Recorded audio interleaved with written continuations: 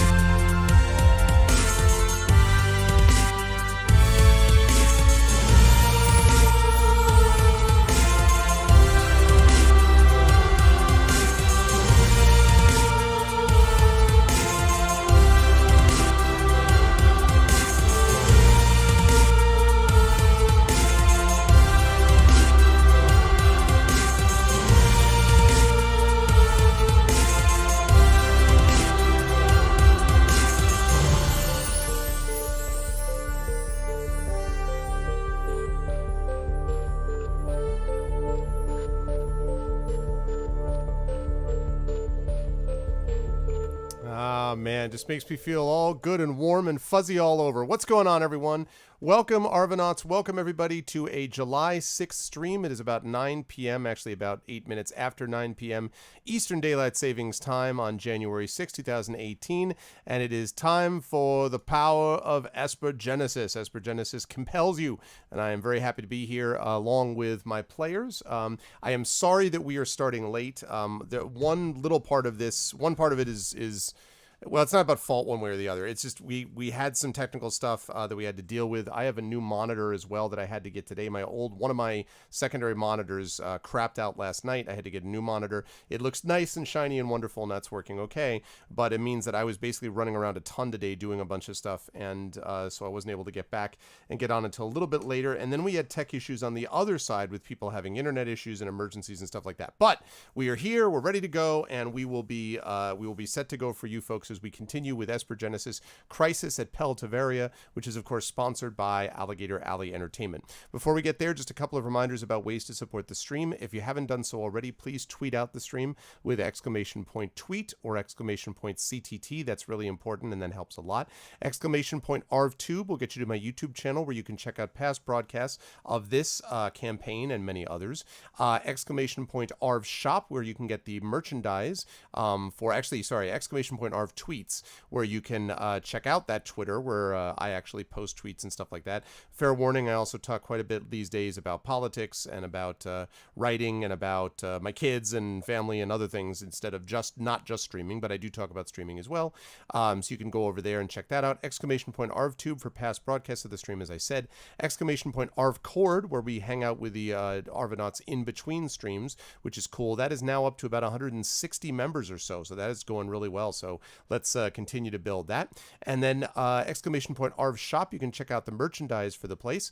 Right now is based just on Infinity and Beyond stuff, but as I've been saying for a few weeks now, it is going to be expanding to Esper Genesis and Adventures of Middle-earth, in Middle-earth, so there's going to be more stuff up there for you to check out soon.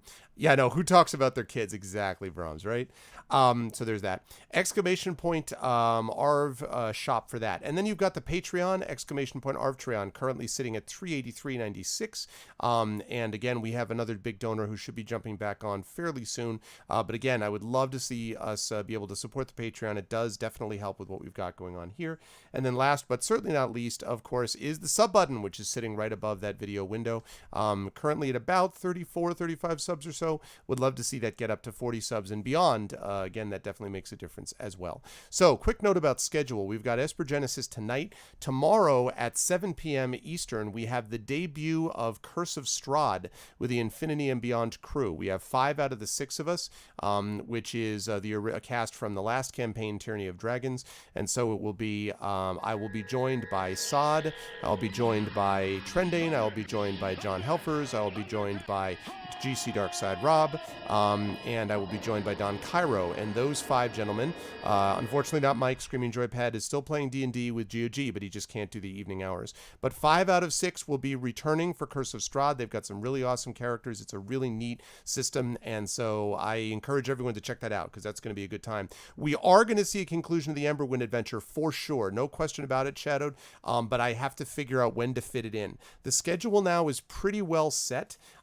This campaign, for example, Esper Genesis is tonight, and then will be again at the end of the month. I believe it's the 27th, so it'll be in 3 more weeks will be the other one of the sessions for this. Adventures of Middle-earth will be the 10th and the 17th. Curse of Strahd will be the 7th and the 28th, I believe. So we have other things that are pretty well set, but the Emberwind thing I'm not 100% sure about as to when it'll be scheduled, but it will be. Same thing with the Arvocalis. Masters of the Dungeon will probably also be on the 28th earlier in the day, I think. So anyway, but it's pretty much together now, so you can check that out with !calendar. And I think the only other thing I need to mention is that we will have an announcement fairly soon regarding the Esper Genesis people, and I want to bring them on before I talk more about that, but I just want you to all sort of prepare yourselves that is going to happen. All right, with all that said, I am now going to unmute myself so they know that we are now coming back to them in just a minute, and then I'm going to unmute them.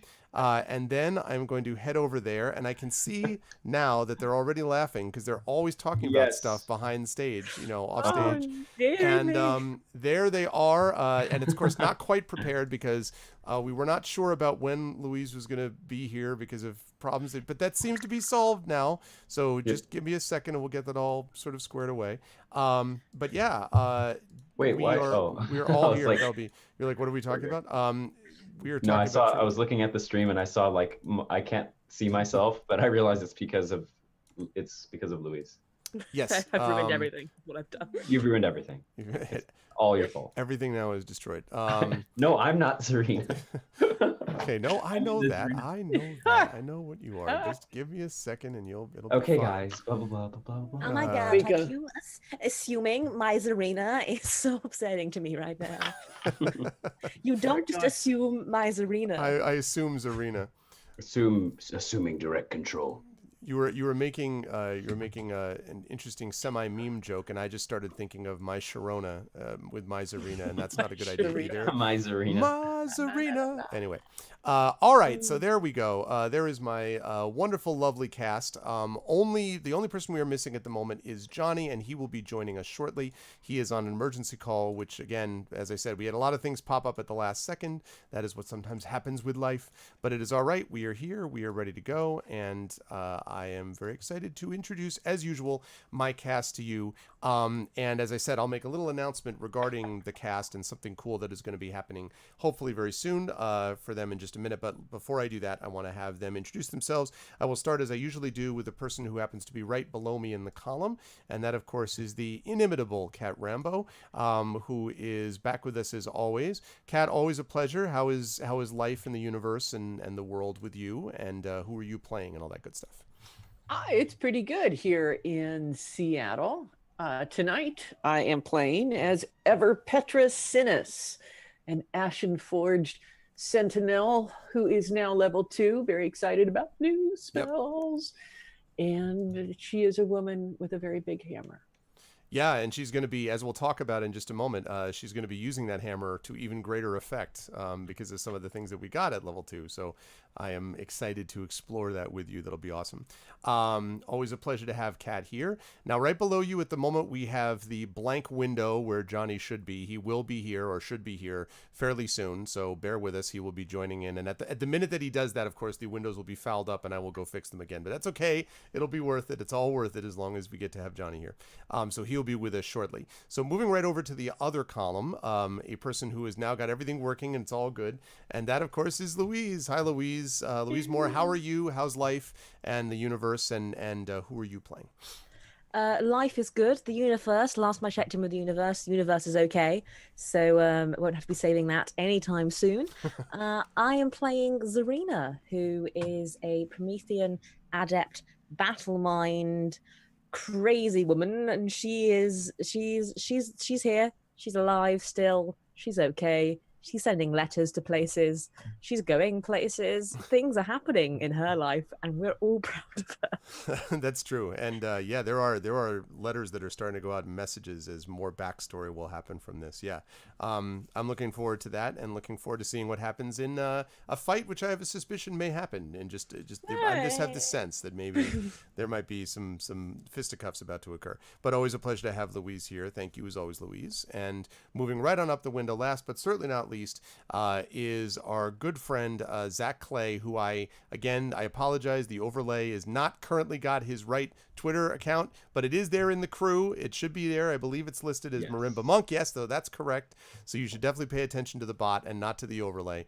Zach, how are you? How's life? And who are you playing, sir? I'm good. I'm very good. I had a very, very interesting stream this morning. Oh, yeah. So this morning I was on the Minecraft role-playing server. It's basically like D&D, but there's no DM. Everyone is playing a character and you're all role-playing with each other.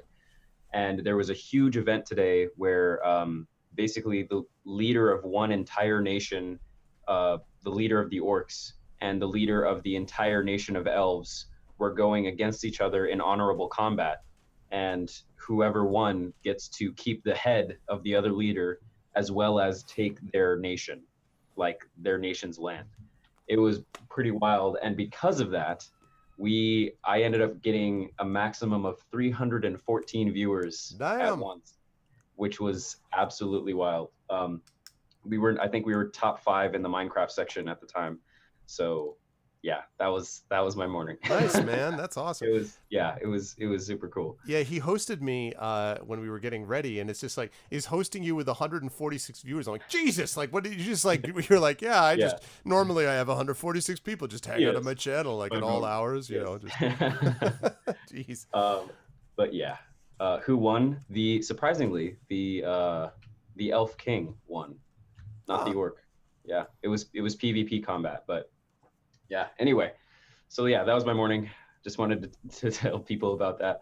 But I'm playing on this wonderful stream. I'm very excited to play Cosmoritus, or Cosmoritus, or whatever, or Cos, or Starboy. There we go. Yeah, there we go. Listen, man, unless you get the pronunciations consistent, we can't be expected to, like, that's why I rely on you. You. You know what? If I can't say it right, then just say Cos, or say Starboy. Easy. Or Starboy. But yes, I'm playing Kaz. He's a Belare hunter. Belare is like a star being, and I have a sniper, and things are good, and life is good. So awesome.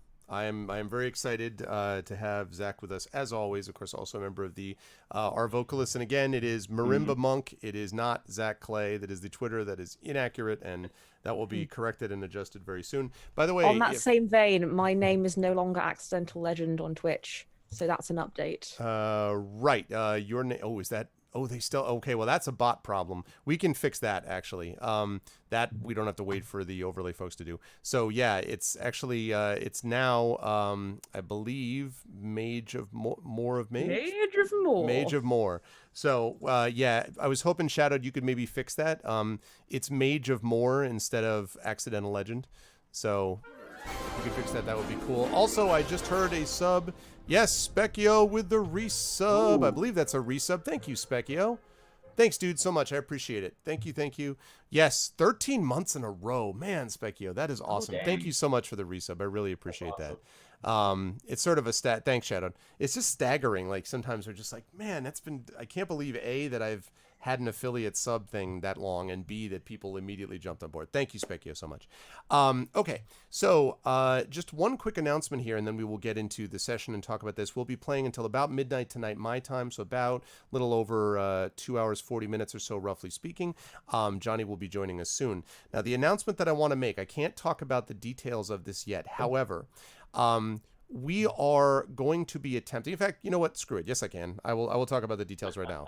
I'm spearheading. It's my damn campaign. So here's the deal, people. So we have got 4 wonderful people here, right, who play Esper Genesis, and of course, this is all sponsored by the wonderful people at Alligator Alley Entertainment.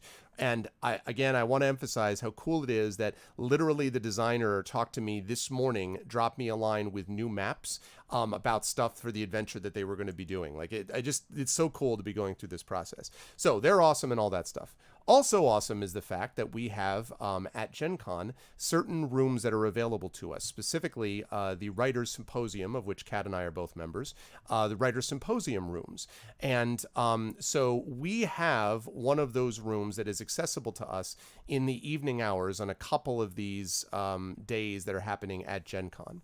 So the announcement that I'm going to make here is that we are going to be attempting, Kat and Johnny and I will all be at Gen Con already. We are going to be attempting to fundraise over the next 3.5 weeks to get both Zach and Louise to Gen Con. So we want them to be there, to be live. Moreover, we want those of you who are going to be at Gen Con to be able to watch it live. So we are going to stream it, but we are also to Twitch, but we are also going to be doing a live session in person in one of the symposium rooms. Probably Thursday evening is what it looks like, but we're not totally confirmed on that yet. And we want you to come and we want you to see it, but we also want the players to get there. And the thing about it is that Zach is on that other coast. I mean, I don't know, who would be on the left coast, says the only one who's not on the left coast, or who's the only on the East Coast, I should say.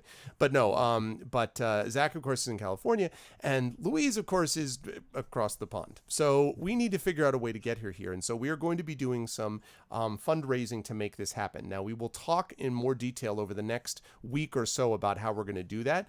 We have about a month, just roughly speaking, to be able to bring that together, but it will probably involve a couple of cool little sort of mini events and stuff like that, and we will be kind of pushing that. So we wanted to let you know that we are going to be trying to do this. It's not a guarantee. It is possible that we would not be able to gather the money together, but I hope we will, because it would be really great to be able to see these folks live and in person. First of all, it'd just be great to see them, but it would be great to actually see them face to face around the table working together, sort of building the chemistry that they've been able to build online. So I would love to see that happen. I am excited for the prospects of it, and so what I would like to ask from all of you folks in chat or watching on the VOD later to stay tuned and to spread the word as soon as we give you information about how we're going to do this. And if you're able to support, thank you. We did something like this, or I should say Johnny did something like this for Trendane when he was going to Harebrained Schemes for a big celebration of Battletech, which of course he did the voice of the main bad guy, Espinoza. And it worked. They managed to get the funding. Trend went. It was a big deal for him. It was hugely productive productive and successful. He was incredibly grateful and blah, blah, blah, blah, blah. And so we'd like to be able to do the same thing with these two folks here. So that is the announcement. Again, we will talk more about this in the week or so to come. And we don't have a super long time to do it, but we're going to try because that's going to be cool and that's what we want to do. So that is, I think, the only thing I need to mention about that. The only other thing I'll say is that I don't think I had a chance to wear this before because it was in the laundry. But now, if those of you can see, I am wearing my Esper Genesis Crucible Core shirt, which was given to me by... There we go. Which was given to me by the fine folks at Alligator Alley Entertainment. So Brian and Rich, thank you guys so much. And yeah, so this I feel like I'm in the groove, you know. I feel like I'm in the fashion groove to be able to do this. Thanks for the host, Mosky. So I think that's the deal with that. And so with no further ado, let us get into the actual circumstances that the party faces, because they may have a few issues that they're having to deal with right now. Let me unmute Firefox. There we go. Cool. So what happened last session was, as we know, the group, our Intrepid Adventurers, landed on the enormous space station known as Tavaria. And they landed there largely because they're trying to get rid of this... they are trying to get rid of this AI, Alfred 3030, which is this very powerful artificial intelligence that has a lot of power even as an individual killing machine, but it apparently has even more power if it's networked in some way. Now, it's not really clear how it's networked or how he actually connects to anything else, but he's dangerous, and he has made the party and anyone holding on to Alfred 3030 a target. And so the party has tried to figure out a way to both get rid of him, but do so without giving him to someone that's going to be really bad.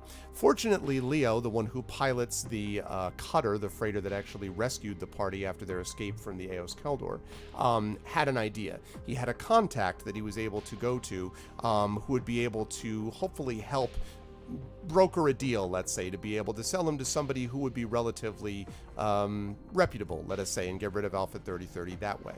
Once they arrived on Tavaria, they got ready to do so and met with, I believe it was Idrin Vaxar, if I'm not mistaken, who spoke to them, a Promethean who spoke to them about who it was that he was going to try to set them up with, this Promethean woman known as Rona, who was going to meet them at the Club Ellipsis.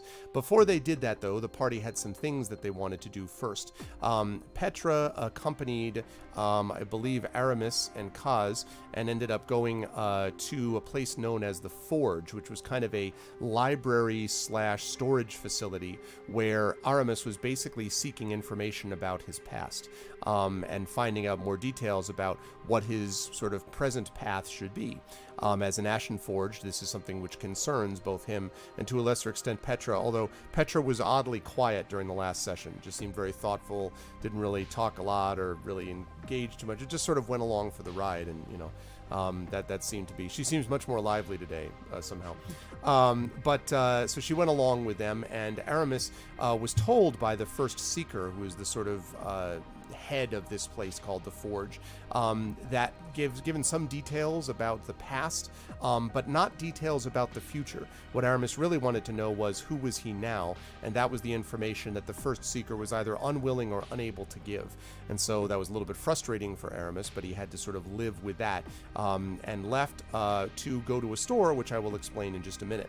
In the meantime, Zarina was trying to also gather some information, but also get some information sent out, and she went to actually a place where she could send out a message to get information, or to send information to her brother about where she was, and about information hopefully that she could gather together about her father. And so she sent that information out by semi-secret message before she went over to the Club Ellipsis, where she found a packed bar, serious techno music, and a whole lot of guards wearing sunglasses. We will talk more about that as we go along, but there was definitely some stuff going down at the Club Ellipsis. Meanwhile, as we jump back to Kaz, Petra, and Aramis, they went into a store, which was one of the more fun aspects of last session, I think, run by a guy named Fellis, who's an engineer, who promised that he would, after speaking with the party, help make Cosmeritis a companion pet pet as a hunter, and a rig, basically do something which would allow him to expand the capabilities of his combat rig. However, much more interesting to the party even than all of this was Fellus's mechanical dog, known as Fluffy, who was small and very cute and capable of destroying creatures with his laser eyes. So they wanted one he wasn't going to sell, but he did make it clear that he would be willing to work with Cosmeritis, and he gave both Kaz and I believe Aramis, he might have sold them a couple of grenades and things like that. Maybe he sold Kaz a grenade too, I don't remember about that part. And let him know about this stuff before they headed off to meet with Zarina in Club Ellipsis. Once they were there, once we actually arrived do we hear an invading force of a baby? Yes, that's my son out beyond my supposedly sound dampened room. My 2-year-old is very capable of blowing past any kind of soundproofing, more than Fluffy's laser eyes, trust me.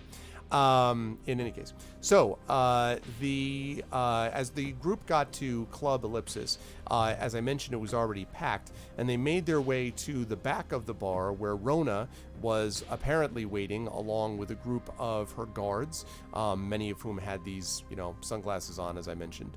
And then as they were speaking to Rona and basically said, okay, well, we're here for this, we're here to do the deal. We have this chip that we brought with us, which supposedly is the information that you need so we can do this sale. She basically was like, who the hell are you? What are you talking about? At which point there was a laser blast from the outside doors of the club. The guard that had originally accosted Zarina when she first entered stumbled through the front doors, having been shot in the back. The club, and then right afterwards, a bunch of guys jump through, heavily armed. The club goes ballistic, literally and figuratively. There's chaos everywhere, and Rona says, oh my god, they must be members of the Omega Fist, and you, the party, you must be working for them. And that is where we basically left it, as we pick up here with a group of people running in and Rona sort of staring at them. Now, I'm going to give the party an opportunity to take one action each if they want to take them. That can involve speaking or something. You can do that if you wish, but you're not going to have time for a long conversation before all hell breaks loose, as it already kind of has. So I will now send it over to the party. Rona is staring at you. The guards are fumbling for their guns. The club at the front is starting to flip out. What do you guys want to do? This is quickly the worst question I'll ever have to ask as a player. Okay. But on my character sheet didn't save when we leveled up, and I don't remember what new spell thing I took because I can't find it on the list. Do you perchance remember what I got? Maybe. Let me see if I can find what it might have been. Oh, and also, while we're on that subject, actually, yeah, Kat, you need to roll your hit points too. Let's do that. I've lost my hit points as well. Okay, let's see. Because it wouldn't save anything, and I thought to add, but clearly not. I've lost the roll 20 window. Everything's going wrong. We're all Oh dying. my god! Life is ending. Terrible. How about? Okay, so a Where did you 12 go? is very solid, I would say. Oh, there you But wait a minute, though. So 2d8? Really? I get 1d10. Are you talking to me or Louise? Yeah, I was talking to you I think- because I saw the 2d8. No. Oh, you didn't roll I yet. get- You but I didn't roll also yet. have my modifier. No, that's fine. That's fine. I saw that you had rolled. I thought this was your roll, so I was confused. Oh no, that was me testing something. Cause Okay, that's fine. Okay, God. so we got. I've re-rolled my health because I don't remember what I rolled the last time. Okay, so we got just that plus add your con modifier for me. Right. So here we go. Come on, everybody, root for this. Let's say Big 10. No, but that's Okay. pretty good though. That's pretty good. I don't think you included your modifier, did you? I did not yet. I Okay. need to find. I'm still looking for my character sheet, but I will take 8 hit points. It Okay, makes me that's happy. awesome. Let me find out what the con modifier is. Hooray! Okay, when you guys have that, when you folks have that, let me know and I will add it to the total. And then Yes. yeah, Echo, you're welcome. I'm now on 18 hit points. Lovely. All right. 18 Okay. out of 18. Wait, is that all, Zarina? Because you had 15 out of 15, or maybe that was the previous one that we didn't remember. Oh, maybe this was worked out better for me. No, that's fine. We'll keep with that. So 18 out of 18. Okay, good, lovely. My con modifier is 3, so that gives me 11. So I believe Okay. that brings me up to 25. I think you're right. Yeah, 25 out of 25. That's a big jump. Good stuff. Wow. Mighty paladin. Kaz, I have you at 19 out of 19. Yeah. Okay. And I think Aramis is 17 out of 17, but we'll check. Also, one last note, very quick side, not Esper Genesis note. Shadowed, I'm happy to bring up what Echo's talking about publicly, but I don't know if you want me to talk about it. So if you do, let me know. But if not, then I'm happy not to either. But you let me know whether I can or not. Okay, Shadowed? Okay, now, having said that, all right, so now that you've got those things, the spells you wanted to ask about too. Yeah, I can't remember what it was. I remember it was super cool and it was really good, but I don't remember the name of it. Okay. And I've been looking through everything and I can't find anything that reminds me of it. Okay, I will take a look here and then we'll go over it. All right, I will mention that in just a second, Shadowed. Okay, so let's see. So for the adept powers, yes, here we go. It was I believe it was rank 1. I believe what we had was alter appearance. I'm just going to take the names because one of these I think should trigger the memory. Alter appearance. We had beguile. We had command. We had commune with beasts. We had concussive force. There was decipher languages, distortion, illusory form, innervate, phase step, primal fear, protection field, psychic backlash, and shared vision. Does any of that ring a bell? Maybe? What was beguile? Beguile was, and I put a link incidentally to the main manual in the Esper Genesis channel so you folks know. But it was attempting to charm a humanoid you see within range. It wasn't beguile. Was it? It was an attack one. Was it concussive I think it was force? primal fear, Louise. It might have been primal fear. Go for primal fear. That's just the name alone. A creature of your Reach choice. inside their Sounds good, soul. doesn't it? A creature of your choice within fear becomes uncontrollably terrified of everything around them if affected by this power. Target must succeed in a wisdom saving throw or fall prone, becoming incapacitated and unable to stand up for the duration. So basically, Shadowed that was Shadowed it. is mentioning they think it was distortion. Well, it might have been distortion. All right, let's see. Distortion was. Distortion is yes, that's totally what it was. You warp the air around you into a small sphere, hurl it towards a creature you can see, and it bursts into a micro singularity and takes 3d8 force damage. That's what it was. Yeah. That was the Micro one. It was the singularity. micro singularity. Okay, perfect. I've Thanks, Shadow. saved it You're right. fully now. Thank you very much. So, speaking of Shadowed, let me take a minute. Yeah, the reason I didn't bring up Shadowed first was I wasn't sure if you wanted me to talk about it. But so Shadowed has got a GoFundMe running because Shadowed had a couple of medical things came up which made bills difficult for him. And so he started a GoFundMe, which got a lot of support, basically a lot of... God, even for my son, that is louder than normal. Sorry. But anyway, Echo's just linked it. So it is a GoFundMe to help him out with some stuff. If you were able to support him in that, I know it would be much appreciated. I know that he was well over 50% towards his goal within a day. We pride ourselves here at the Arvanauts of being a community that really helps one of our own. Shadowed has been a huge member, obviously, of the Arvanauts community for a long time. A big part of what we do here. So if you folks are able to go and support him, that would be much appreciated by him and also by all of us. So much love, Shadowed. We know you will get through stuff, and yeah, if you folks can support, that is a big thing. And again, the only reason I didn't bring it up was I wasn't sure if you wanted me to. So, but I am happy to bring it up here. So link is in chat, and you can click over there if you want to be able to help. And thank you if you're able to. Okay. With that said, so what do you folks, now that we've figured out what everyone is doing and what everyone's levels are, what would you folks like to do? As I say, I'll give you a chance to take one action, whether it's speaking, bringing up something, or whatever, and then I'm going to ask people to roll initiative. So, Can we tell, possibly through insight, what these Omega Fist people are doing? Is this like a terrorist attack and they're just trying to kill everyone? Does it seem like they're heading in a specific direction? go ahead and make an insight check for me. Let's see how much we know about this. 20 plus 24. Wow. That certainly does kind of give you information that would exist. So, what it seems to you that as they sort of break through, and you see that they're shooting. It's unclear if they're just trying to cause chaos or not, but they definitely seem to be focused on getting to the back of the club. Now, whether that means that, like, they seem to be pushing their way through. So the question is why they're doing that. Whether they're doing that because there's something awesome at the back, or whether they're doing that because they're trying to get to the person who normally sits near the back, like Rona, is unclear. But it definitely seems to you as if they're trying to get to the back of the building, the back of the room. Okay. For whatever reason that might be. And Rona was like, "Oh, you're working with them," before they, as they went in. Actually, exactly, yeah. Sort of is staring cool. at you, having just said that. Okay. Cool.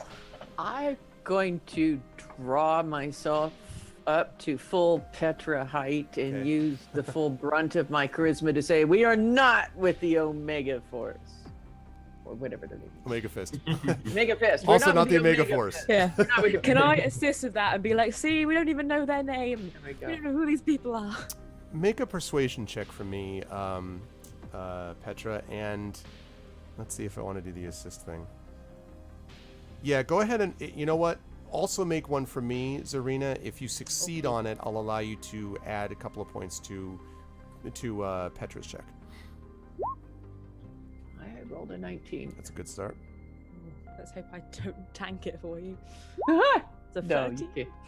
That's You fine. So you belch could add in the one to that. So we'll say it's we'll say that's a 20. So that Petra gets. And so you say that, and Rona's like, and she kind of blinks and says, "All right, well then prove it. Get rid of those damn bastards." And as she says that, she jumps up from the table herself and grabs not one but two blasters at her side, spins them, and sort of waves her hands at the guards behind her who were already moving.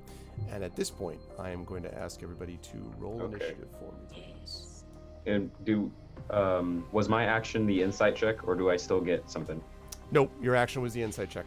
Got it. You had very little time to be able to operate. But I would say that was a fairly valuable insight check, theoretically. Yeah, that's fine. Or it could be. Okay, and also let's get some music Another going 13. here. All right. What we need Wiping the is... 13s today. Let's get ourselves some... Come on. Advantage. Okay, fine. I want some better music than that. I want something different.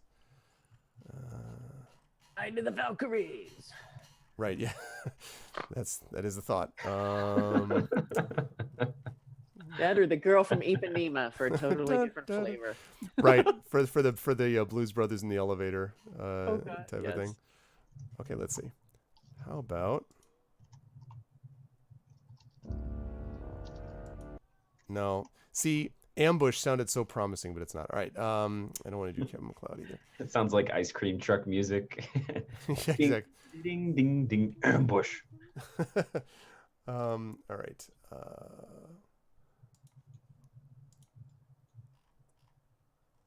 Okay. I have one. Just give me 1 second. Okay, this should be, I think, doable like this.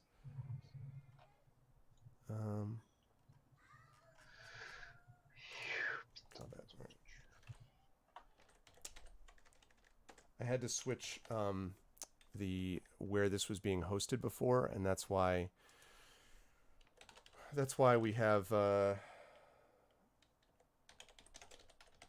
and that's why I had to this is not all preloaded is the point. Oh man, I put in Blade Runner and it was like Blade Runner OST. I'm like, sure, I can get the entire VOD muted. That'll be great. Okay, now screw it. I'll do this later. Let me see if that works. Nope, wrong one. Let's go with Blown Away. Okay. There we go. Music is providing to us. Here we go.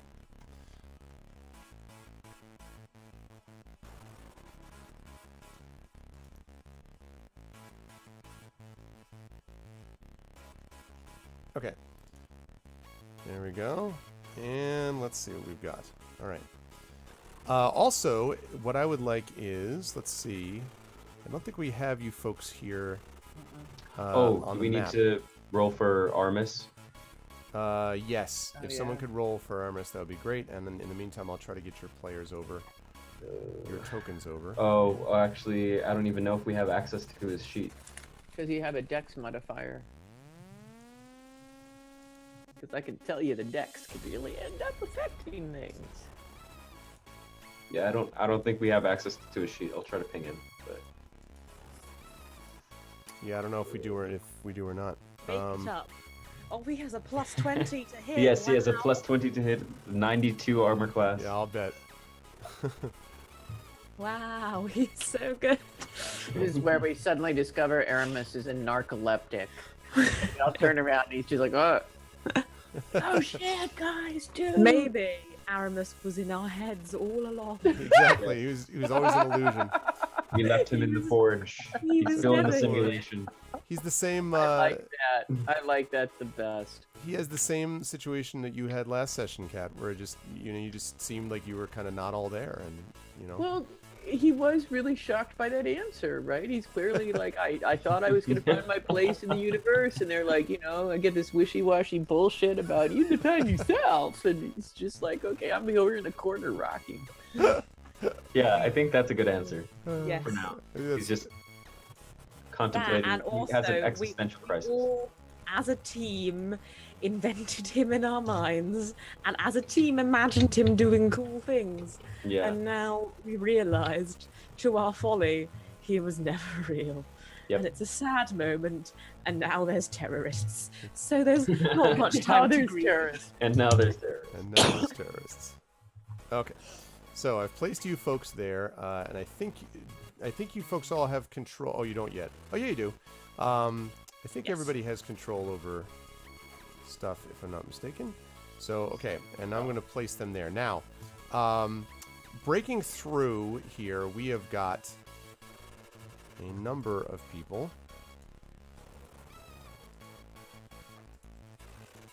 So we have what looks like 6 of these guys that break through, all heavily armed, all holding some kind of, it's not clear yet whether or not it's just a sort of a hand and a half pistol, if there is such a thing, like a sort of smaller laser rifle, or if it is just it's either a small laser rifle or a big pistol. But it looks like they mean business. And they also have some kind of what looks almost like an energy baton, which seems to be glowing with some kind of blue light that is at their belts, although at the moment they have guns instead. Now, there are also some guards, these sunglass wearing dudes, who are on your side, and there are a few of those as well. I'm going to put those up as well. The other thing is that there's a ton of people inside the club beyond that, but I am not going to fill the entire, map with those people. So just be aware that there's also tons of civilians that are all screaming and trying to run for the exits as this is going on. Okay.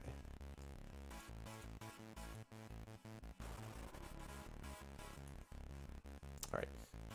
So we've got 2, 3.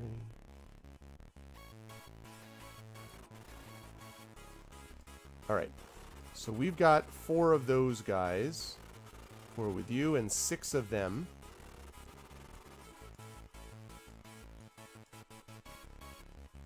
Okay. Okay, there we go. Let me bring that up. And, okay, so we have got, let's see, Petra with a 16. Or am I looking at this the wrong way? We haven't added the new people yet, have we? Because I did it after the fact. Okay, so we've got Louise has got a 13. I should say Zarina's got a 13. Okay, I have a 7. you have a 7. You were also I- apparently shocked by the answer given to Aramis.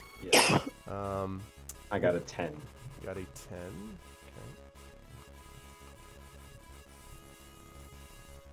All right, and did I see that? What do we got for Aramis? I don't think we have access to his sheet, so we don't know what to add or any of his stuff at the moment. We need to either know his dex modifier or have permission to make it up. Yeah, I know, right? 20. Yes. Oh, actually, I think his dex was +1 Yeah, I'm positive. Yeah, I'm he's sure it was +1. plus something. because when we were shooting guns, it was based off of dex, and he always added 1, and I added like more. So, would you mind rolling? Someone mind rolling a d20 and adding a 1 for me? I got please? 11. All right. So 11. Okay.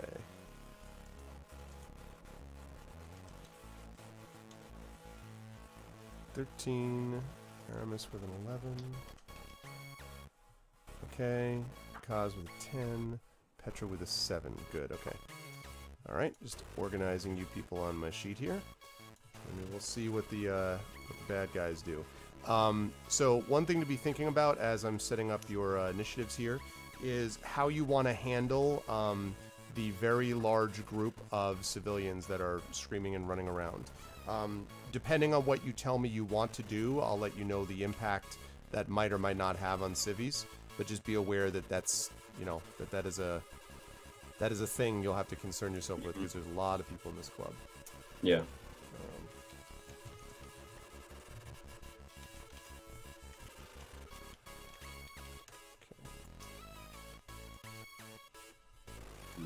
Alright, there's that. Alright.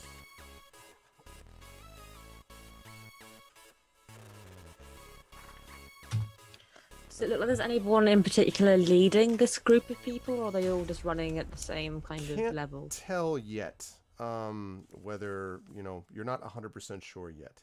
Okay. Let's see. Did they actually blow a hole into the club, or did they just break through the Nope, main entrance? just broke through the main entrance, but it looks Okay. like they shot the guard and they may have shot a couple of other people out there too, although they're not like just wildly excuse me, wildly firing at everybody.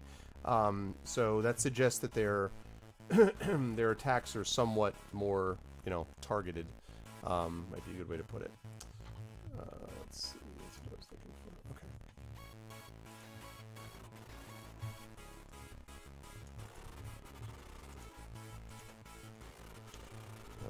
Okay.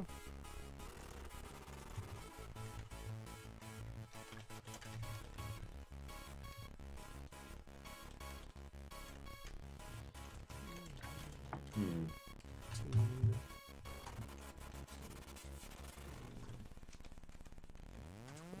Okay. All right. First to act then are going to be these guys. They are going to. Let me zoom out actually, so chat can see that a little bit better. Not that much. There we go. All right. So they are going to. They push their way through, and over the crowd noise of the sort of screaming, you hear one of them. It's not clear which one. Screaming out, "Where's Rona? Find us Rona! Where's Rona?" Shouting at the top of their lungs. And you see a couple of them are firing sort of like lasers into the air. They don't seem to be attacking anything yet. They're just firing in the air, except for well, they attacked the guard. But they're firing into the air, but they seem to be not either focused on or targeting you or seeing you yet. They seem to be yelling for Rona, who, when she sees this, kind of her eyes widen, and she pushes over the table that she was sitting in, so the one that you were all sitting at a moment ago, so it kind of falls over, and she ducks behind it and waits. And that is going to lead us to Zarina. Zarina, what would you like to do? So you can see they're moving in a little bit. They can't move very far because of how much of the crowd is that's sort of running past them. But they're all making their way in, guns drawn, and one of them is, or well, at least one, if not both of them, are yelling about Rona. I am Rona. Okay. Stand on a chair. I am Rona. And so, okay, so you stand in a chair. Are you doing anything besides just yelling that? I'm gonna. put my hands on my hips. Okay. Power move. I'm power Yes, moving, power attacking. move. Power move. Power move. Okay. So you stand in a chair, you yell out, "I'm Rona," and you hear whispered behind you, "You don't need to be a hero, you idiot." It's too late for that. It's coming from Rona herself. She asked us to prove it, and we are proving it. This is going to sound a little odd. I'm going to ask you to make a persuasion check here.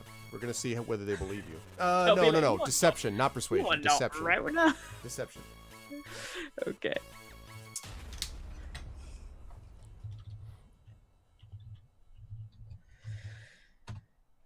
$18. Okay. That seems. Let's see if they buy into that. Do they believe your sorry story? Yeah, they do. They're like, they turn to you, and one of them yells at you, "Stand down! Stand down! We want to talk to you." And they're yelling. They're basically screaming again. People are running past you. They all have their guns trained in your direction now. I'll put my hands in the air. Nobody needs to get hurt. We're okay. Let's talk it out. Let's talk. I have a table here. It's a nice table. We can all sit down, have a lovely chat. Come on over. My friends are nice. They'll put your guns down. Put your guns down. We're gonna have a nice chat with our friends here. Everyone's gonna walk out alive. Okay? Okay. All right.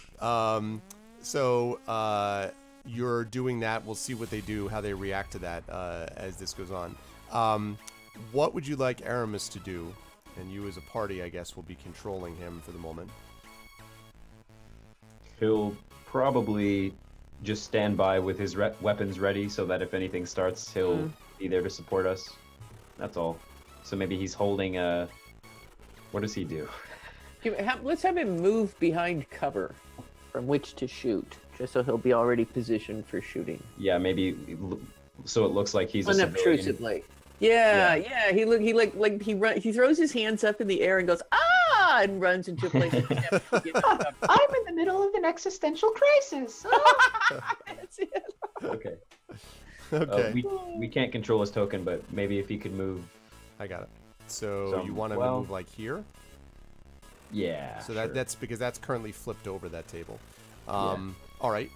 Okay. So you do that. Let's see. Okay. All right. Kaz, you were up next. Mm-hmm. Is there a second floor visible in this building? No. This is Okay. all one floor. This bar, I should mention, by the way, that's here, is made of some kind of...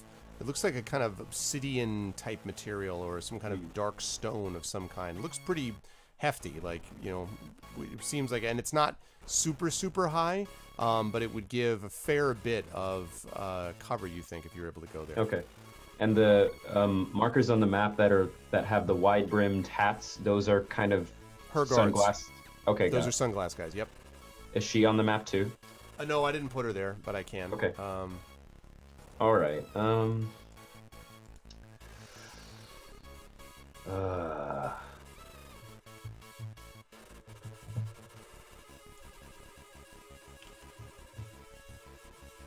Okay.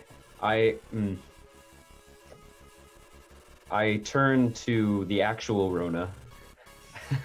I turn to the real So, Greed. Susie, what is your... Okay. And I say, "Do not worry, citizen. Please get up. Make your way out of the club." Okay, so she looks at you, kind of her eyes wide, and kind of stares and sort of semi shakes her head as if she can't really believe that this is happening. And she stands up now. Let's see.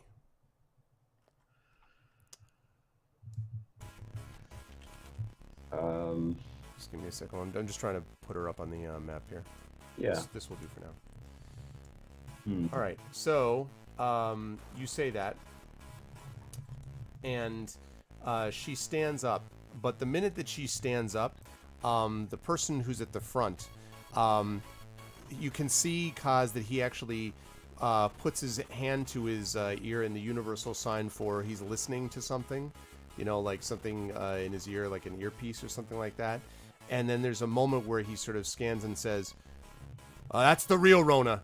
Come on now. And he's pointing at her. So basically, they appear to have identified who the actual Rona is, and it is not Zarina. Okay. Do I still have an action, or was that it? I would say that you could... No, you still have an action, I would say. Okay. In that case... You will now fire wildly at all. No, I don't know if I want to start killing these guys. Okay, here's what I'm going to do. I'm going to move. Let's say I'm here-ish, so 5, 10, 15, 20. Actually, no, here's what I'm going to do. I'm going to make like I'm some sort of civilian getting out now. And I'm going to go 5, 10, 15, 20. Right there-ish. Okay. And that's my movement. And then for my action, I'm just going to hold my action with with an arm pistol shot. That's what I'm preparing. And I'd like to hunter's mark the guy who had the earpiece that was using it. Okay, so you're hunter. Well, so you're hunter's marking it. That's your. That's my bonus action. That's your bonus action. Okay. Mm-hmm. All right. So earpiece guy. All right.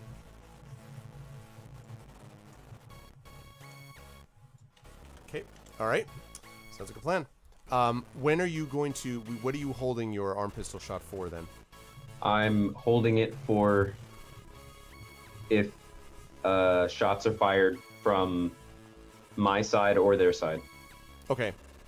So if it okay, but still targeting their side regardless. Oh, I yeah. assume, right? Okay. Just wanna make sure. Anyone who fires will die. Okay. Just want to make sure. Yes. Okay. All right. That sounds like a plan. All right. Now, before you can act, Petra, the guards go first, and the guards are actually going to move forward. They again, I want you to imagine that there's all these people in the way, right? But they're pushing their way basically through the people, and you can tell, like, now they're deadly silent, but these guys are not joking around. And the guy with the earpiece says, "You stop where you are." And all of them sort of train their guns at these guys. And it seems very obvious that both of these sides are not likely to stop doing what they're doing anytime soon.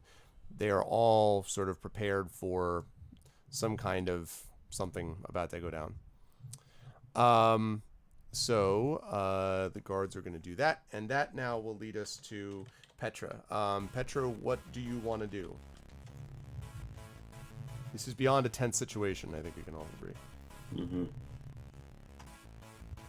First, I am remembering to unmute.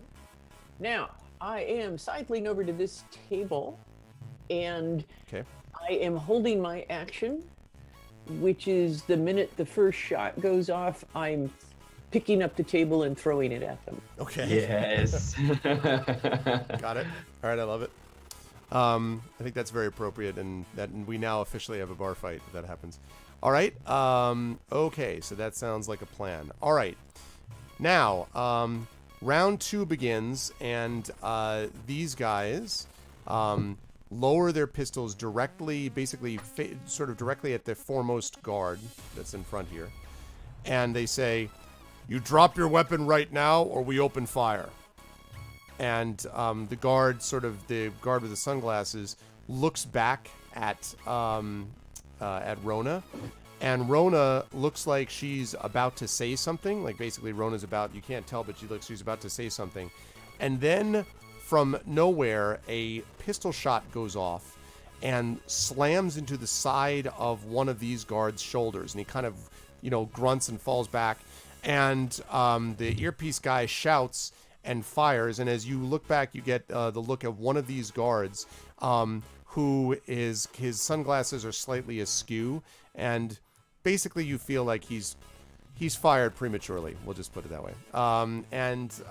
So everyone is kind of staring at him, and then all hell is broken loose, as I mentioned before. So the guards are going to fire at this one guard in front, first of all. As soon as they do that, then the people who had held actions can do this. So, let's see. So they're going to take their shot first like this. Okay. You can now see, by the way, now that you're closer to it, that they are indeed using what looks like some kind of maybe an auto rifle, perhaps. Might be what they're using, but it definitely is more than just a pistol. All right, and let's see. So we've got...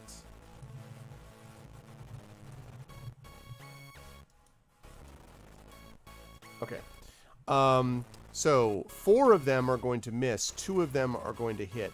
The 4 that miss, actually you hear screams and shouts, and you think what happened is that they missed by hitting civilians when they were trying to hit the guards. So a couple of people of them go down, and this guard, however, gets, this one right over here near the bar gets hit. Let's see how much damage he's going to take. Ooh, ouch. Okay. He is going to take a whole bunch of damage, right? So he he gets slammed back into the bar, grips the edge of the bar. He's still alive, but not by much. Like, he looks very, very hurt.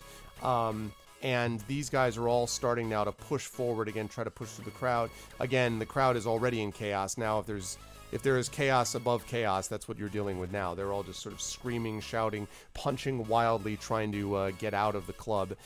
The other thing you notice, by the way, is that there are a few of these. You notice these things down here where I'm pinging? They look like doors. Off down south, 2 to the south, and then there's a couple that are back here. All of those slid shut the minute that the battle happened, so it's as if the club is basically in lockdown. So the only current door that you see that's available to you that seems to be open is this front one, and there's a mass of panicked civilians in between you and that. So, what's up, Methaneros? Okay, so that is what happened with them. Not good news for the good guys. Okay, now it is Rona's turn. We get our shots off though. Oh yeah, that's right. I'm sorry. Yes, you do. Yeah, your held actions go. So first we'll go with yours first, I believe, Kaz, and then we'll do Petra's next. So okay. Who are you aiming for? The guy in the earpiece or just anybody? Which one is the guy on the map with the earpiece? That's this guy right there that you marked. Okay. Yes, I'm going to fire my arm pistol at him. Okay. Go ahead and make your range roll then. Okay. All right. Here we go. All right. Here we go. Bang. 20 to hit. That's a hit. Okay. 1 second. So he has Hunter's Mark, so I get to do an extra D6 damage. Okay. Would he happen or she happen to be a Promethean or a human? Or do I not know? You do not know. They're definitely humanoid, but they've got basically, masks and stuff like that. They look probably about human-sized. It could be Promethean, but it's probably a human. Okay. Because I'm asking in terms of the my quarry thing that I choose, and right now it's still Promethean and human. So I'm wondering if I get the bonuses towards this person or not. I would say yes. Yeah, sorry about that, Flat Hat. The overlay is a little odd in terms of the map construction, so we're adjusting the overlay.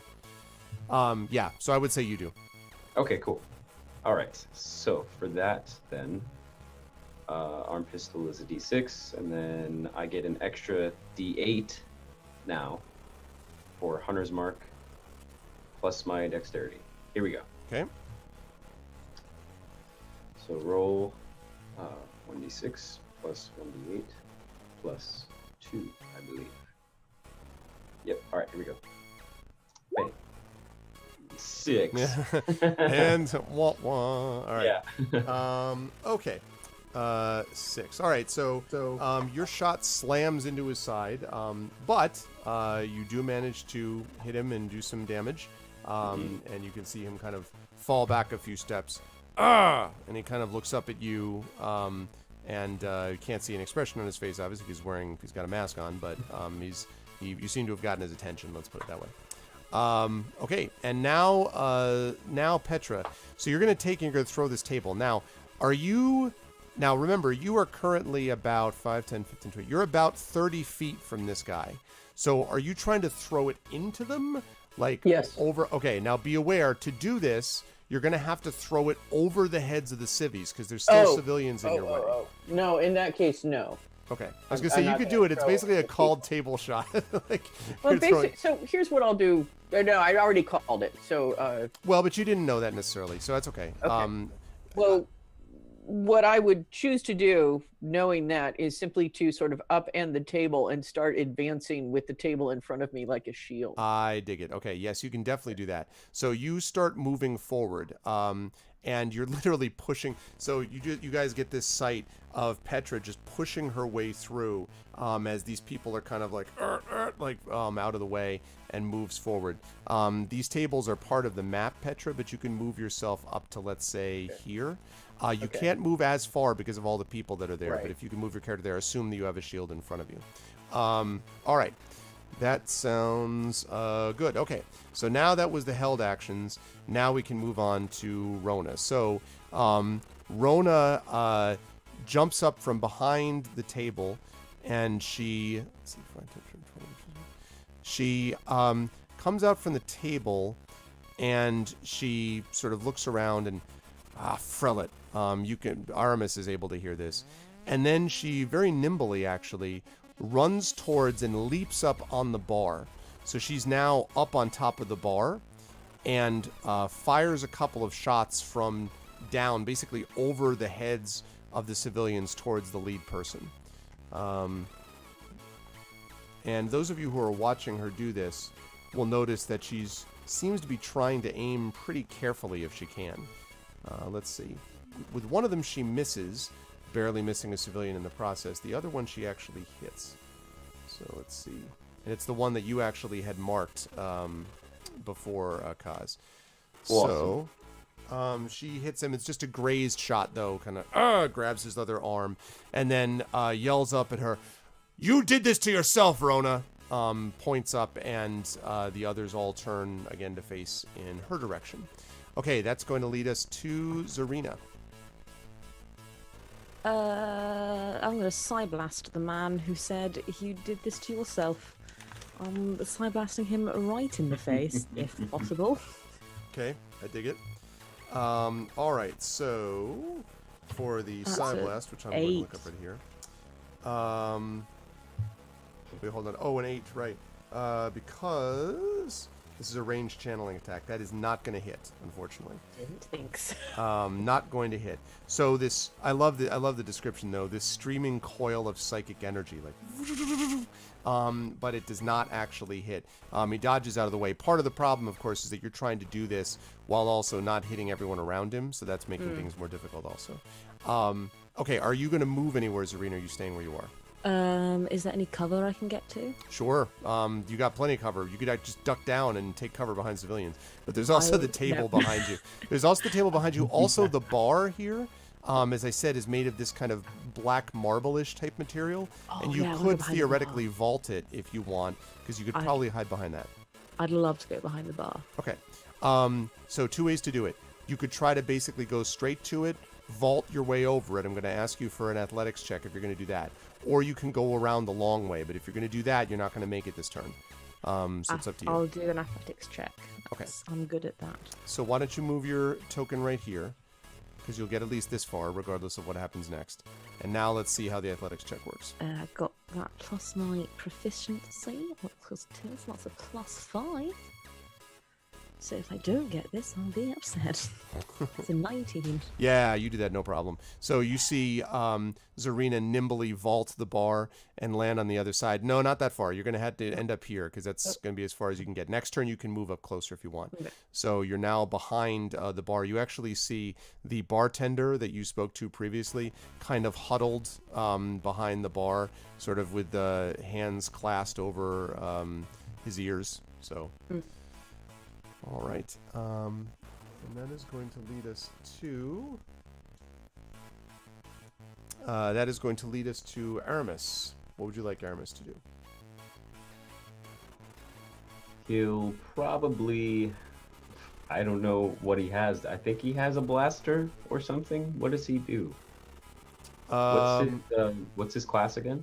Aramis is a melder. And he melds things. He melds things, yeah. Well, he does normally, like, he does healing stuff, and I don't have access to a sheet either because one of the things we're going to be doing is adding this in Roll20. And Yes. I'm pulling up the melder. he is at the coordinating it. moment. The question is what weapons he has, because He might do an ability though, because didn't he just get some cool abilities like Defender or something?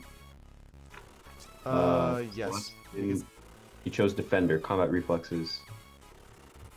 Oh, he gets a bonus to initiative, but it's kind of late for that. And then, okay, Force shield, I think is what we're talking about if he did the defender thing. Mhm. Against But incoming attacks, but he's not been attacked yet. Mhm. So, yeah, so if you want to do a...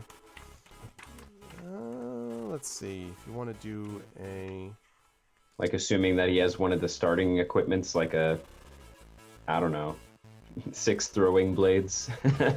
That's totally Armis. He's a ninja. Yeah, Oh yeah, classic. Arms. I was going to say, not so much that. He probably, I think he has a force bolt, doesn't he? I believe he was using That that on sounds the familiar. Keldor. So, I think we could do that. I think you could say, if you want him to be doing a ranged attack, that's probably going to be Mhm. his best chance to do it. Yeah. And that's a let's ranged do it. channeling attack, if he's going Yeah. to do that. 120 feet, which I think is well within the range of anyone here, right? Pretty much. Yes. Okay. Or For actually sure. 5. Now, Yeah, to do that, okay. he's going to have to move first, so he's going to have to come out from behind, the cover Yeah. and move up. He could do that, maybe move around and kind of in the middle of Rona's guards, also next to Petra, maybe. Okay. So in other words, sliding. So you can go 5, Yeah. 10, 15, Well, 20. depending on how far he can go. He can go about here. It's starting to thin out a little bit because everyone is like Okay. crowding towards the front of the clubs. You can go about there. And then he'll probably do Force Bolt against that first one that's right there, the marked one who's using his earpiece like a sophisticated Omega Fistian.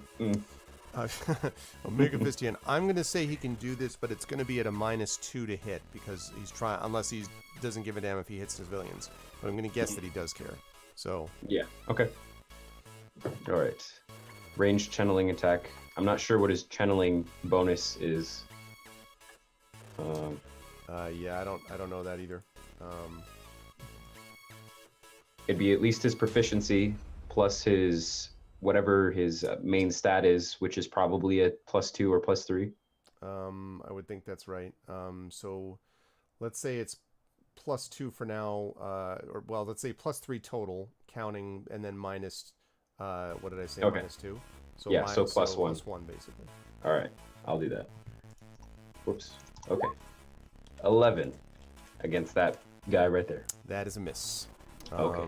So he's not quite able to get the shot off. It spins past his ear, and he kind of looks wide-eyed at Aramis, who tried to do that. Aramis can't move any further, and that's going to be... Thank you for the resub, Rockgod. Thanks, man, so much. Thank you, dude. All right, and that's going to lead us to Kaz. You were up next. Okay. Now, you're going to have the same situation, by the way, I wanted to mention. You did hit that guy, but you're going to have the same situation with this mass of people. It's going to be difficult to hit anyone but that guy, going forward, unless you can get some height. Okay. In that case, ooh, yeah, I'm gonna do this. I'm gonna go back to. Oh wait, no, Petra is moving this table like a shield. Never mind. I was like, I'm gonna hop on this table. Oh wait. You're just gonna ride the table like with her, really? Yeah, that would be cool. Like Avengers move or something. No, I'm gonna hop on this table, I guess. Okay, you can do Do I that. have to do something special for that? Yeah. Let's say that you're gonna have to make an acrobatics check to do that. because you're jumping from. Yeah, let's say it's an acrobatics check. It's not a tough one though. Or if you don't have acrobatics, then just dexterity. Okay. Oh yeah, no 20. problem. You jump up, land it easily. Okay. Okay. And I'm You're going standing to... above the sea of not just humanity, the sea of living creatures. Awesome. And I think...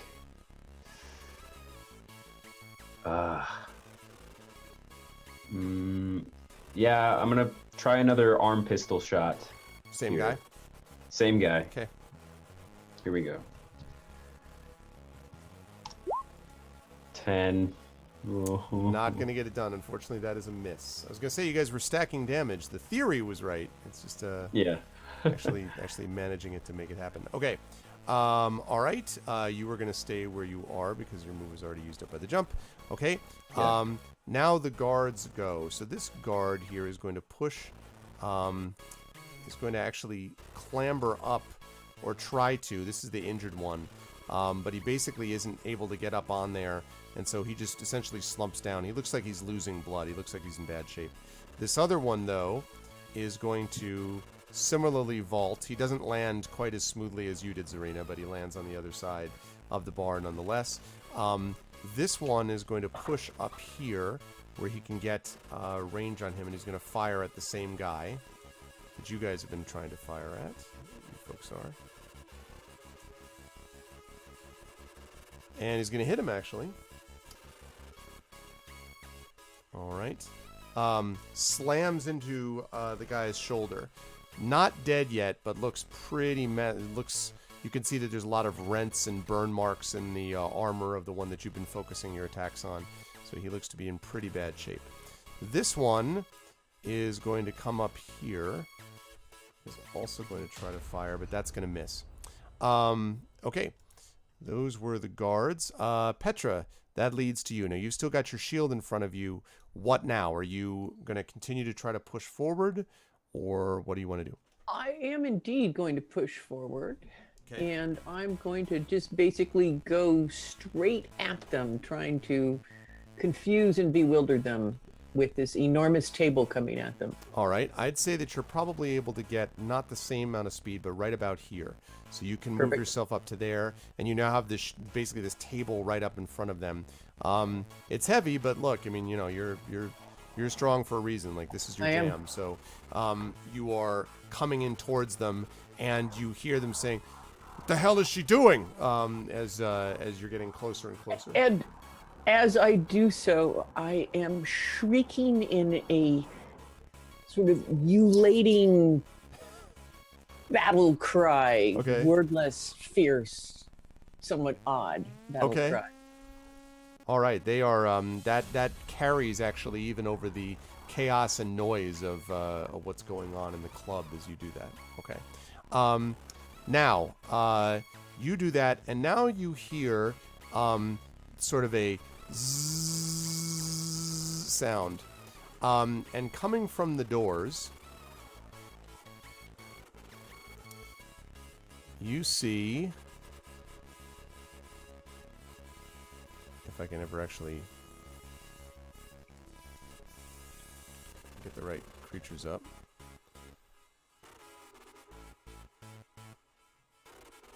Oh, I really, I really wanted to use this one, but I won't. Okay. So you see two different things coming through the door. One of the things coming through the door looks like one of the, you may remember those blade drones that you've encountered at the Aeos Keldor. So one of them is like that, and it floats through the door. Bzzz.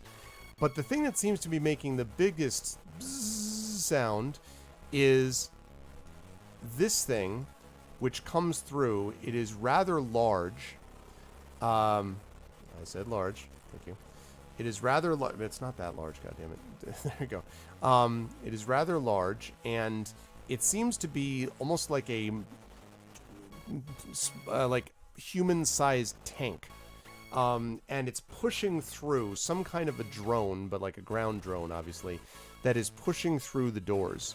And you can see that both of them seem to be following the path of the other 6 Omega Fist guys that are there. So they have entered the picture. And that will bring us back up to the top. And you hear, by the way, as you're about to, you sort of hear the sound of, Frelit. And you can hear that sounds like Rona. And she says, those are 2 of the top drones. We don't want to deal with them right now. This model isn't even legal on Tavaria. She shouts. And that's going to lead us to the top of the round. All right, now...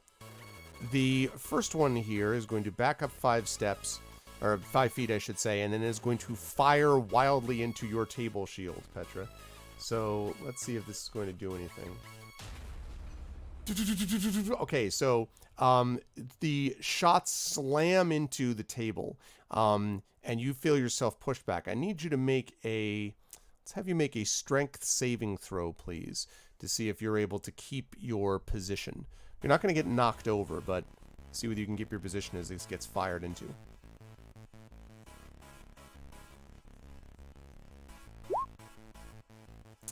Not so much. So, and you're pushed backwards, basically, as it slams into the side. You can also feel the table legs that you're holding.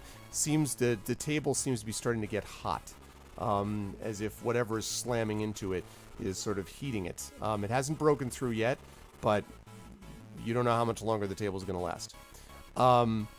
Okay. This one is going to move up and is also going to fire at the table, but is going to miss wildly. The one yells at him, "How do you miss a table, idiot?" That's as much the GM saying that as the guy. All right. This one moves up next to them. Does not have that same problem and hits. Again, this is getting hotter and hotter, and you think you can begin to see the slightest, faintest glow on sort of the table on your side is beginning to glow, which is a little troubling, frankly, Petra. Okay, this one comes up and is going to fire at the guard and is going to hit and is going to blast what's left of him down. So this guy, bam, is dead. Sunglasses guy hits the ground. Blood oozing from wounds. This one comes up to the bar, and he's going to try to jump onto the bar, and does so. So he's now standing up there, and he fires at the guard in front of you, Zarina. So unfortunately, fortunately for the guard, he misses wildly. And that is going to lead us to... okay, Rona. So Rona says... and she backs up here, fires at the guard who's on the top of the bar. Let's see if she hits. Misses once, hits once. Okay, just a glancing blow, though. And then is going to jump to the other side and basically land on this side of the bar. And that's going to lead us to Zarina. Side blast. Try again. Okay, same person? Same guy. Okay. He got away easy last time. Not this time, I say. Oh, Okay. yeah. That's a crit. So that didn't roll. I would love to wasn't- take that. Oh. But that didn't Oh, I was going to say, wait a minute, yeah. I was like, it's immediately a See, crit. Not a crit. I'm a good person. I could have taken that and been like, yeah, I critted. Well, I would have noticed there was no dice icon. However, that is a hit. It's not a crit, but it is a hit. Yes. Okay, so that is 1d10 worth of damage. Not a lot, but not a little. Yeah, and this guy's already That's hurt. 2. That was a little... No, just kidding. So, all right, so you hit him, and he kind of staggers back again. He looks very hurt now, just again from the marks on his armor and the sort of way he's moving, but is not dead yet. Okay. And then are you staying where you are, Zarina, or are you moving at all? Mm-hmm. Actually, can I take a bonus action and take a swig of the nearest spirit to me behind the bar? Sure. You can try to do that. There's a couple of they're all half empty, though. That's all right. Okay. So you grab one and you down it. and it's this kind of bluish green liquid, which first it's like, it's got a nice smooth toe, because it's got that kick right afterwards. So it is strong stuff, but it's got a good kick to it. Okay, Aramis is up next, and then Kaz. Mm-hmm. Okay.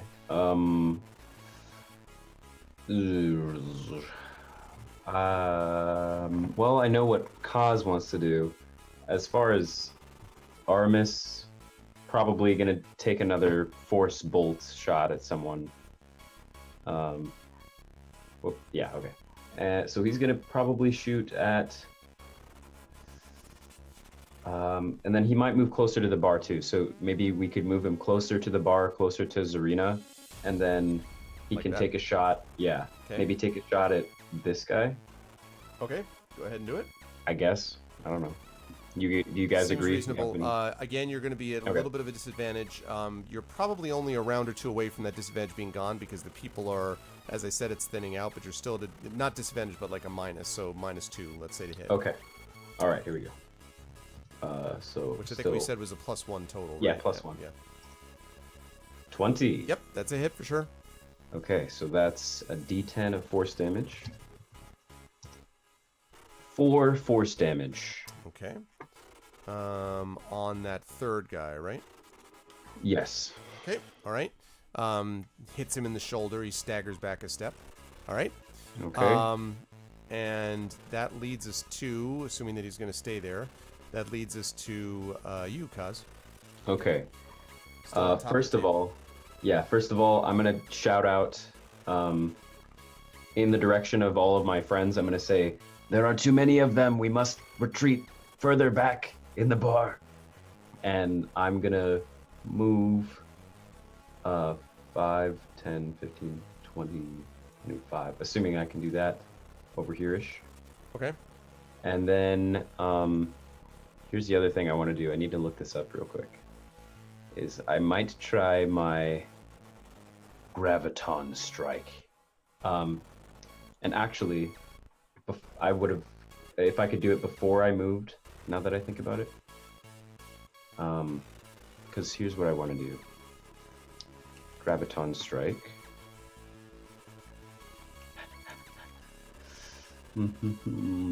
Okay. All right. Okay, here we go. Here's what I'm gonna try. I'm going to. I want to take a sniper shot. Okay. At the big tank thing, over there. Let's see if you can do that. You're still on I'm top of the table? Yeah, I'm still standing on the table before I move away. Okay, I'll say you can do that. Okay. And I'm gonna use Graviton Strike as a bonus action. So the target, well, I have to hit it first. So here we go. Yeah, all right. So I'm gonna pull out my sniper and I'm gonna go take a shot at that tank thing. Okay. So here we go. 21. All right, that's a hit. Okay. And that was 15.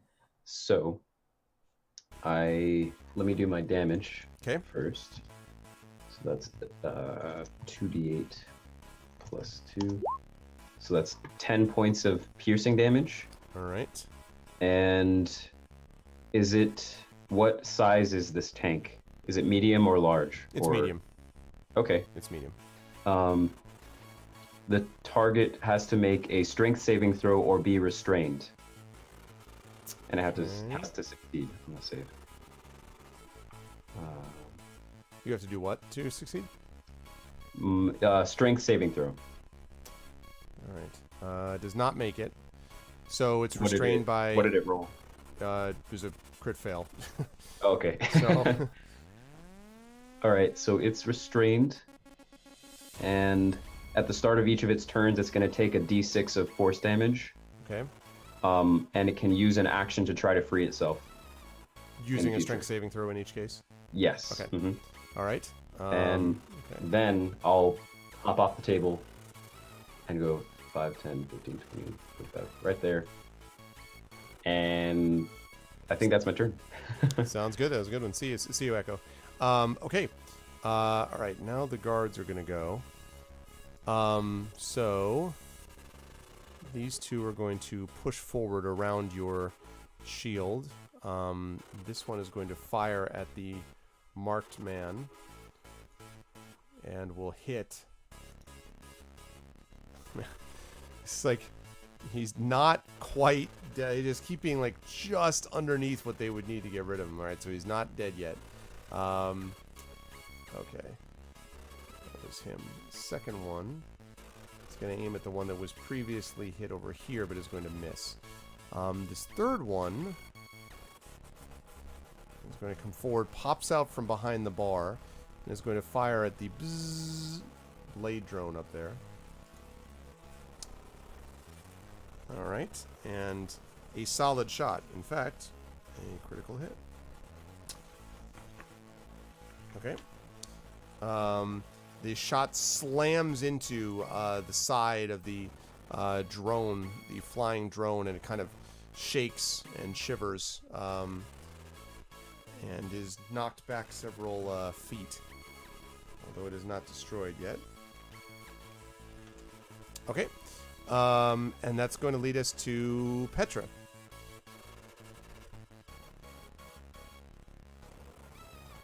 I have too many windows. So I have this basically somewhat melted metal table. Yes. And this time there's no civilians between me and the people I want to throw it at, are there? I'd say that's true, yep.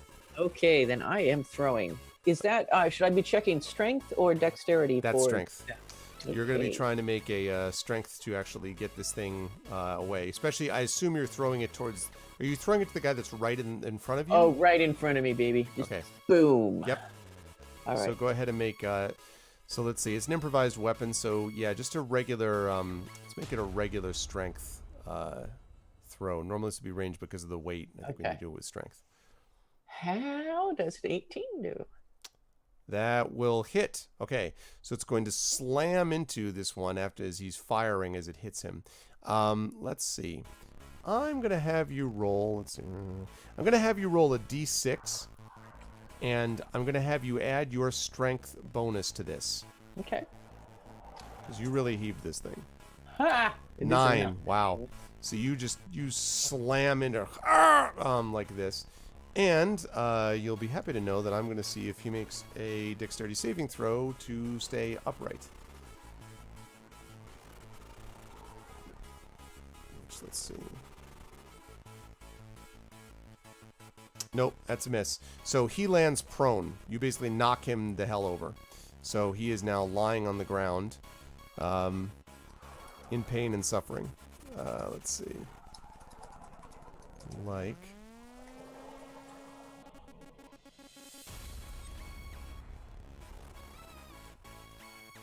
Okay, there we go. Guy's gonna get carbonized molten metal. I know. Yeah, and you can hear him sort of shout out in pain and anguish. Okay. So you did that. Now, the bad guys are gonna go. So, this one is going to fly up over the heads of the civilians.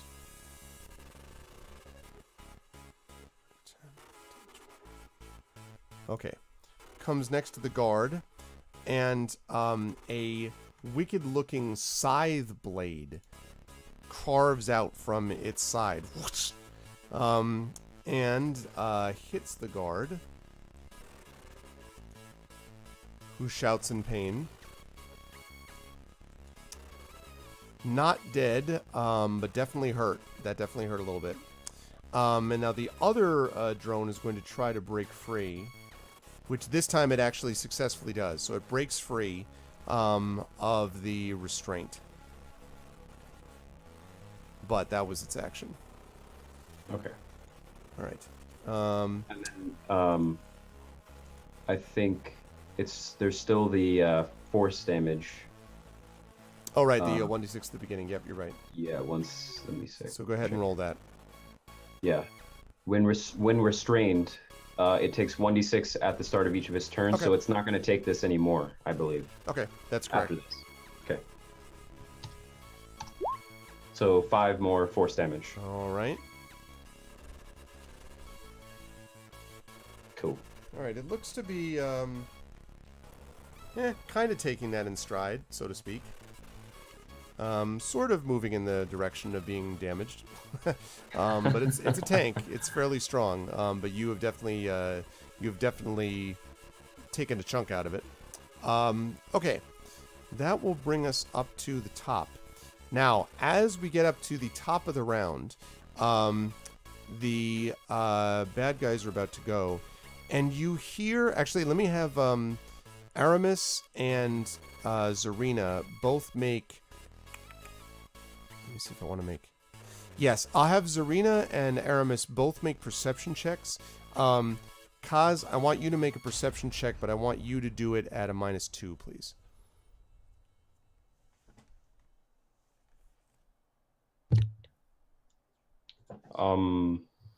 For Aramis, I'm not sure what to add. So No. Just roll a 20 and we'll figure it out. Okay, so Okay. you are very focused, Serena. You're like, you know what? The battle is there, and so that's for Aramis, Okay. and then here's for me, including a -2. Because I normally Okay. have a +5. yep. So, all right. Only Aramis hears Rona sort of shout, almost like a groan, like, "Huh!" And as you look over, you see her fall forward against the bar, and some bizarre shimmering image. It looks almost like an image of like one of these guys, except it's shimmering as if you can't quite see it. It's like looking at if someone was covered in some kind of material, and you could only see a little bit of it at a time. So it's almost like you're looking at a distortion in the air, but it's roughly kind of humanoid shape and size. And you see it pulls at something, and Rona kind of weakly, tries to push away whatever the thing is. And then you can see it leaves her and is now heading towards the back. And Rona sort of shouts out like, "No! No, the data, no! No!" And you can hear, this is again all Aramis basically hearing this. She's shouting something about data. You don't know what that is that just happened, but something has just done something to her. No, not my favorite Star Trek character. No. Data! No, not that dude. Okay. Now, in the meantime, these guys... I love so much that the one person that notices something is the one person that's not here. Yeah. Well, he's focused, right? Like, I mean, Yeah. he's not here, so he can concentrate all of his attention. Okay, this one... All right, the guy who just will not die, Mr. Earpiece Dude, fires and critically hits the guard, who stumbles back a few paces and looks very hurt. Like, very, very hurt. And this one pushes in relentlessly. This one, who was prone because of the table knocking him, struggles to his feet and can't move anymore because he is just struggling to his feet. He's going to fire at you, Petra, and is going to get an 11. No, not good enough. All right. Needs a 12. This is what happens when you get hit by a table. You generally don't have your same... Not as easy to hit things after you're waking up from being hit by a table. All right. The other guard is going to aim at this one. Now, the other guard, the Omega Fist guy. The Omega Fist guy here, pretty much at point-blank range, well, within a few feet anyway, fires at the guard and hits. And the guard basically reaches out and tries to fire, basically tries to defend himself if he can, but he still gets hit in the shoulder. And so this guy is looking kind of hurt now. These two are going to come up to the bar. They are going to lean over the bar. One of them is going to fire at the guard who's leaning against the bar. And this one is going to miss. These two that are back here, though, are both going to fire at you, Zarina. You'll be happy to know. Let's see. One of them is going to know that. Yeah, one of them is going to miss wildly. The other one is going to a 19, which I'm going to assume is hits. Yeah. Okay, let's see. Only 3 points of damage, however. That's okay. As you were hit by these, what looks like some kind of laser slugs or something like that. Very hot, metal that kind of shoots into your side. Let's see. So there's that.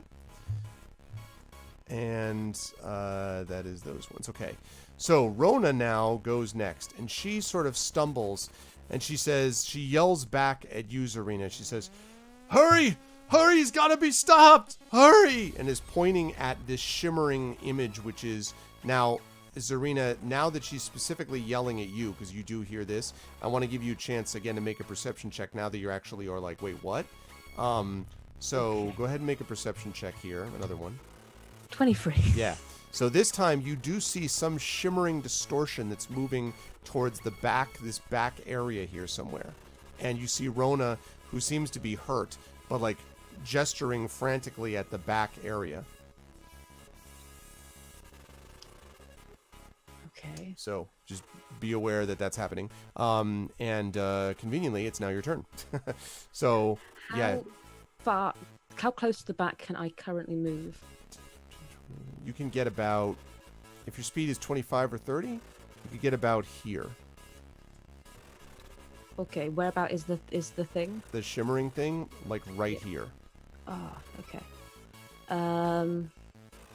Yeah, I'll get as close as I can, and then I want to cast, is my bonus action, because I keep forgetting that it exists, Symbiont Mark, which is the kind of like Hunter's Mark for Adepts.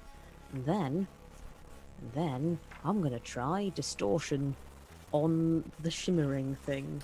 All right, And before you do that, let me take a look at the Symbiont Mark. I want to make sure, because you're having a hard time actually seeing this thing. So I'm going to say that you can't mark it. You can't really see this that well. It's almost like, it's sort of like a heat reflection almost. Well, Okay. I don't know. I don't think you can see it. It's not sort of definitive enough for you to be able to tell what you're looking at. You can still fire at it if you want, and you can use the distortion. 18? That will hit. Yes. Yes, and this does actual damage, which hopefully I'll roll well. Okay. I believe it's 3d8. 3d8? Yes, 3d8s. 15. Wow. So you throw this sphere of energy and towards the shimmering, and poof, and it hits, and you hear this explosion, and the shimmering, there's a sound, and then you hear this this hit in the room beyond the door. So something has just impacted the back wall or something like that. Now you don't see anything else, and you don't see the shimmering anymore, but this door, of course, was already open, and something has impacted the other side of this wall, and you don't really know what it is yet. But you've done something to it that was bad. Is there anything that's dropped from the shimmering thing, or is it just No, gone? it doesn't look like it. Okay. Does not look like it. Now that's as far as you can move right now, Zarina. So that's going to lead us to Aramis. What is Aramis doing? I think maybe he'll probably cover fire still towards these Omega Fist people. So he's maybe gonna hop onto the bar. If he hops onto the bar, will he have no disadvantages towards shooting these people, or will he be okay if he wants to go like you're over right. the bar? You will have no disadvantages towards shooting the people. He will also then be available to them to shoot at with more ease. Yeah. Just letting you know. Although, as I say, this is not going to last much longer as an issue because the people are clearing out pretty fast. But if he were to hop onto the other side of the bar, will he have disadvantages? He will have to make an athletics check to vault the bar, if that's what he wants to do. If he's just clambering over it, he can probably do that, but it would take his turn to do that. So basically, if you want to do it as a move and then have him take another action, you're going to have to make an athletics check to get him to vault the bar. Yeah. Let's try it. Okay. I don't remember what his strength is, but the roll will. Yeah, let's determine the basis of the roll. Okay. 10? Yeah, I don't think so. So he tries to clear it and sort of does this hut, and he kind of goes halfway over and then kind of painfully impacts the side of the bar and is just kind of like there holding onto the other edge. That kind of hurt. So is that his turn? Yeah, I mean, if he wants to, that was his move. You could try to Okay. have him do something, but he's still on this side of the, the bar. All right, that's fine. He'll probably just do another force bolt then. Okay, towards Probably the drone, maybe. Okay, yeah, he could get a shot off on that. Okay.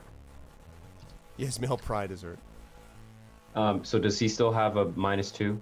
No, not on the drone, Okay. because the drone is above the crowd. Okay. So all right, we'll do +3 then.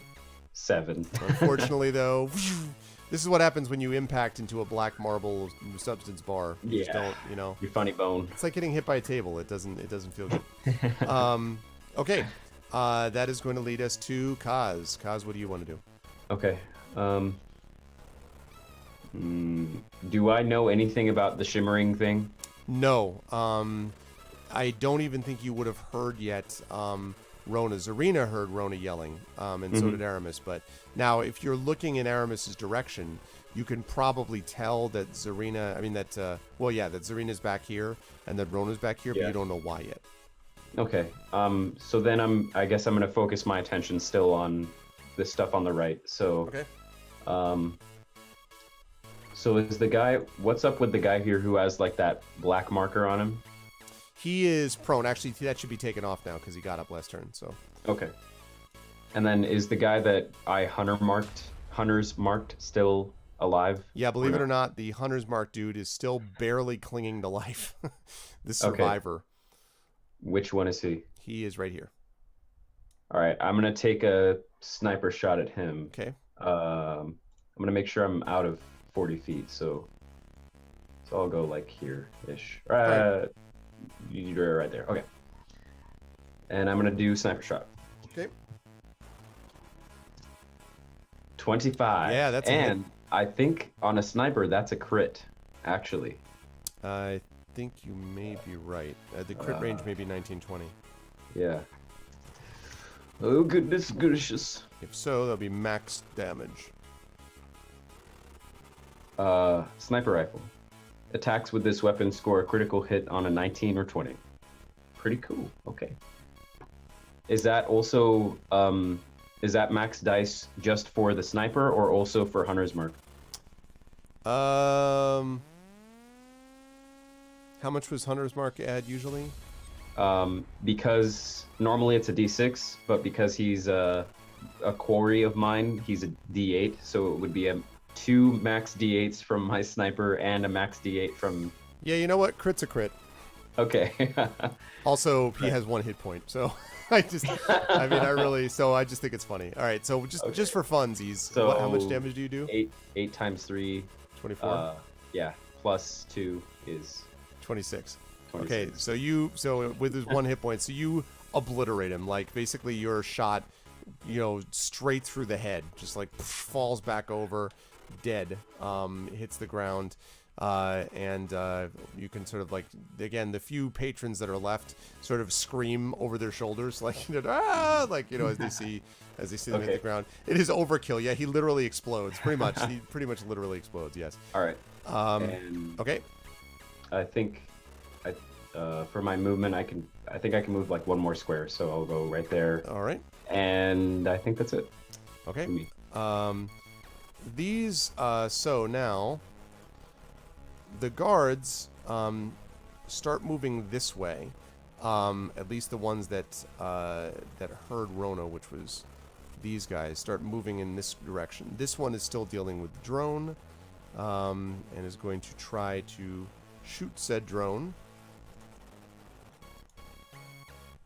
And and is that a hit? Yep, that's a hit. All right. All right. Drone seems to be sparking a little bit, like it's sort of struggling. Seems to have taken some damage. All right, and that's going to lead us to Petra. Petra, you're up. All right. So this guy right here is damaged or not? Can you ping it again? I didn't see. Sorry. Sorry. Oops. Oh my God! Now it won't ping. There we go. That guy is not. Wait a minute. That guy is not damaged. No, I take it back. Yes, he is. I'm sorry. Yes, he is damaged. Yes, not. He's been hurt. You can tell. Not like close to death, but he's definitely been smacked around a bit. And this drone right here is sparking and seems somewhat damaged as well. Correct. Yep. And then you've also got the tank drone, which is not tank which drone, which has had a little bit of damage. Yeah. Tank drone. All right, I'm gonna move here and hit this guy with my hammer. Okay. Go ahead and do that.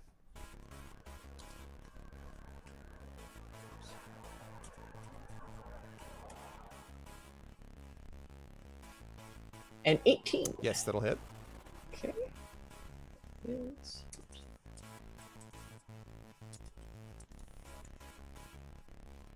Right. Yes. Oh, but I get to re-roll that because of what we just talked about. See? Yes. That's cool. Great weapon fighting. I don't think we mentioned this. That's what Yes. you took for level 2. Okay, so folks, I'm level 2 now, and so Sentinels get to pick a fighting style, and I picked great weapon fighting. So now with 1s and 2s on damage, I get to re-roll them. Guys. Really, that wasn't all that great weapon fighting. I mean, it's honestly, it was only so weapon fighting. I blame Shadowed. This is totally Shadow's fault. All right, I hit for a point though, and he's Okay. already so damaged that he just. Oh yeah, that he just right falls over. No, not quite. A glancing blow. You were perhaps distracted by the sight of the drone or something like that, and he sort of avoids out of the way. Kind of, you would say, I was going to say, look wide-eyed, but he has a mask on, so you can't actually tell what he looks like. But now that you're also this close, by the way, you can see that there is what looks like a like right on the side of his uniform, what looks like a kind of stylized clenched fist. That's right in the side of their uniforms, you can tell. Okay. All right. Are you staying where you are?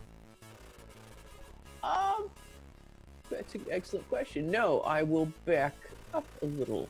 Okay, you can back up 5 feet if you want. You can't go that far. You're going to incur. Well, I'll back up a little. That's there. fine. You can totally do All that. Okay. That is going to lead us to the bad guys, specifically the drone. Slashes out again hits this guard. Let's see how much. All right, this guard over here is in very rough shape. Not dead, but very close. All right, now the tank drone. Okay, now this thing and lowers a basically a turret. So.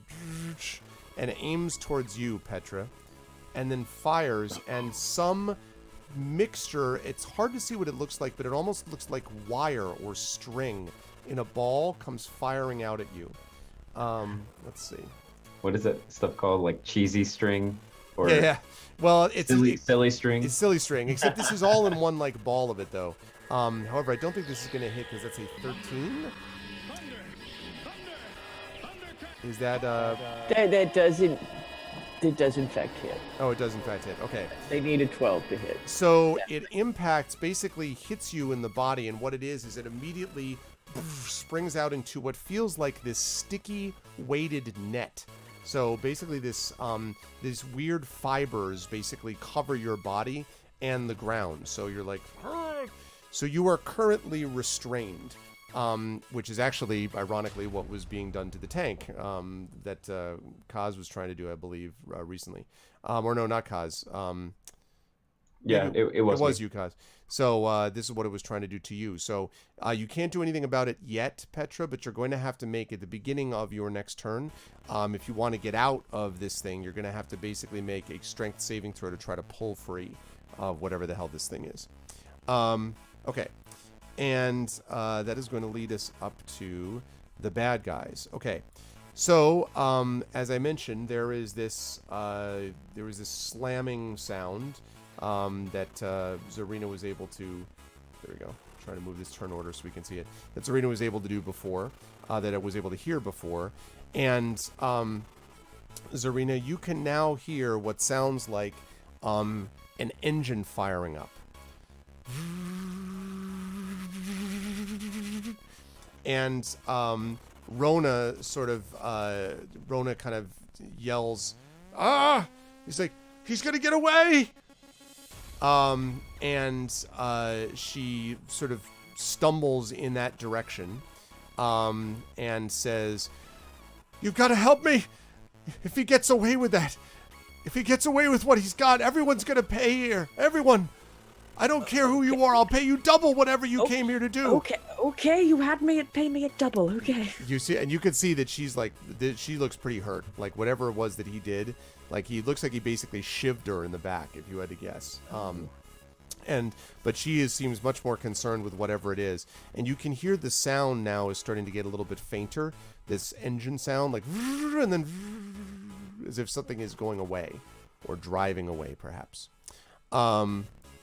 And let's see, this one went. Okay. This one is going to fire. The one that is not yet gone is going to fire at Petra in the net. Petra is caught in the net. Starring Sandra Bullock. Okay. That is I know it's unfortunate, horrific movie. Okay, that is going to be a 17, which is just going to hit. Yep. Oh, I thought you meant 17 damage. No. 17 just... damage, so how does that feel? No, that's not the case. No, you take 5 damage, actually, not 17. Oh, okay. That is acceptable. All right.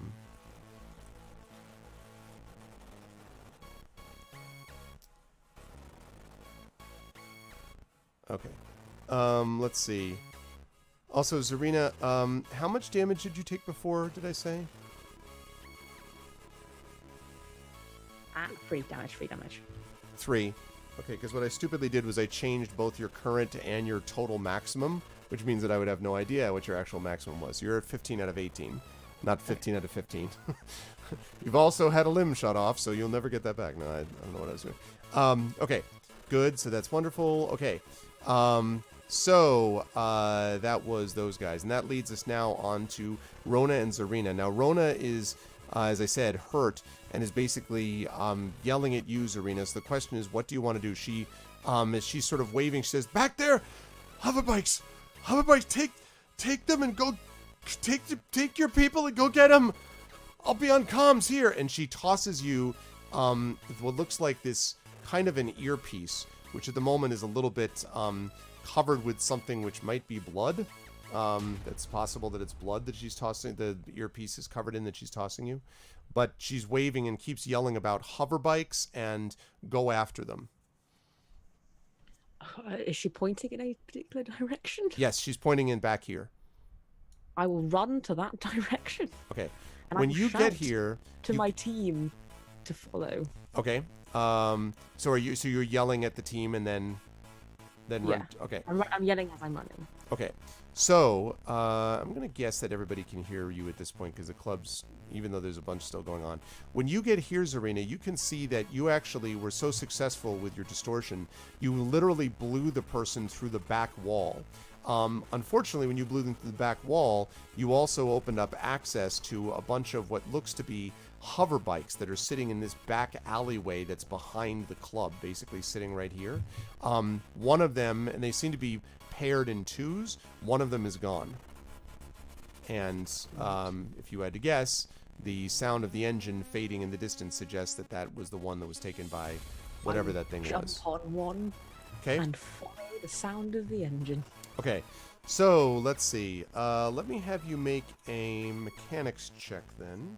Oh yeah, good. I'm good at those. This is one thing I can do. That's a plus 4 plus proficiency 6. So I should be able to hopefully not mess this up. 13. Okay, so yes, you think you figure out the startup sequence. So, and the bike begins to literally lift up off the ground and hover, and is there sort of hovering. That's as much as you can do this turn. We'll see what happens when you're actually able to move next. I'll also take this moment to pause and say welcome to everybody who's here and is watching Esper Genesis, Crisis at Tavaria, with the amazingly awesome Cap Rambo as Petra, Louise Moore as Zarina, and of course Zach Clay as Cosmoritis. We do not have Johnny with us, and perhaps now we won't get him, I don't know. He had an emergency situation he had to deal with, so hopefully we will hear from Johnny soon, but if not, he normally plays Aramis.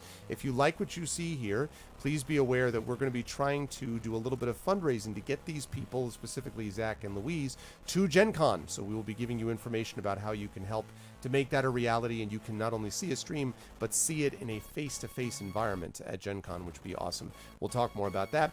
But also remember that this game is done by Alligator Alley Entertainment. It is available now on Drive-Thru RPG. They are the official sponsor of this campaign, so please make sure that you check them out. And please support our channel by subscribing to the channel, by supporting the Patreon, by following and doing all that good stuff, which you can check out, that I'm sure the mods will be happy to tell you about as we move on. Thank you all for being here. All right, so that was Zarina. Now we have Aramis. Now, Aramis heard what Zarina just shouted. What does Aramis want to do? He's probably going to take another shot, another pop shot behind him, and then he's going to follow after Zarina, I think. Okay, firing at the drone again? Yeah, let's go for it. Okay, let's do that then. So, there we go, 21. That will hit for sure. And 10 damage. Oh, yeah, 10 kablam. force damage. He blows it the hell up. The drone blows up. Okay. All right. And now he books it, you said. Yeah, he's going to move as far as he can to the back room. Okay, we're going to put that about there, I would say. Here, because he's got to climb up onto the bars. Let's say there. All right. I can't move. Oh, that's right. That's right. I was like, and now I'll move. No, I forgot that. I have to do that. All right. Okay. That was a good shot by him. Okay. Next up is Kaz. Kaz, you also heard. Yeah. All right. So I'm definitely going to start making my way over there. I'm going to, out of all the guards or all of the Omega Fists, out of all of the Omega 3 fish oils that I see here, does any look particularly more hurt than the others? The one that's up here looks to be more hurt than the others do. Yeah. I'm gonna take a sniper shot at that guy. Okay. 18. Hit.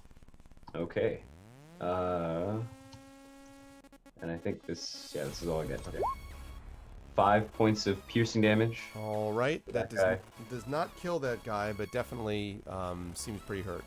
And then I'm going to move 5, 10, 15, 20, 25 there. Just slowly making my way over there. Okay, I'm on my way. All right. Okay. That is going to lead us to the guards.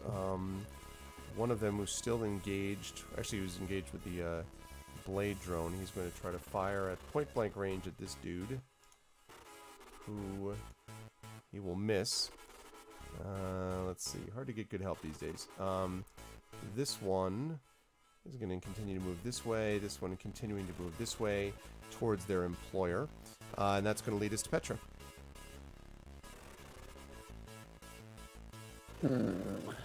I don't see that hover bike action is any part of what I need to do. I'm going to just keep... Well, let's see. I'm going to move up. Can I just, like, pick up this guy and throw him into the tank drone? Well, you can try to do that. If you're going to do that, that's going to be a grapple. No, here's what I'm going to do. Okay. I'm going to use one of my new abilities. I'm going to use the ramming strike Yep. and hit this guy. I was waiting for to hear about this ramming strike. But tell the fine people what ramming strike does. Okay, so basically the ramming strike, the next time it hits, it does an extra D8 of damage, but it's also got a chance of the creature has to make a constitution. No, I'm sorry, that's the wrong one. Has to make a strength save or be pushed back 10 feet and made prone. Okay.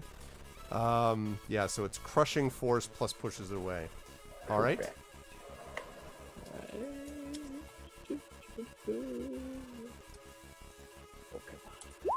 Oh, mothers.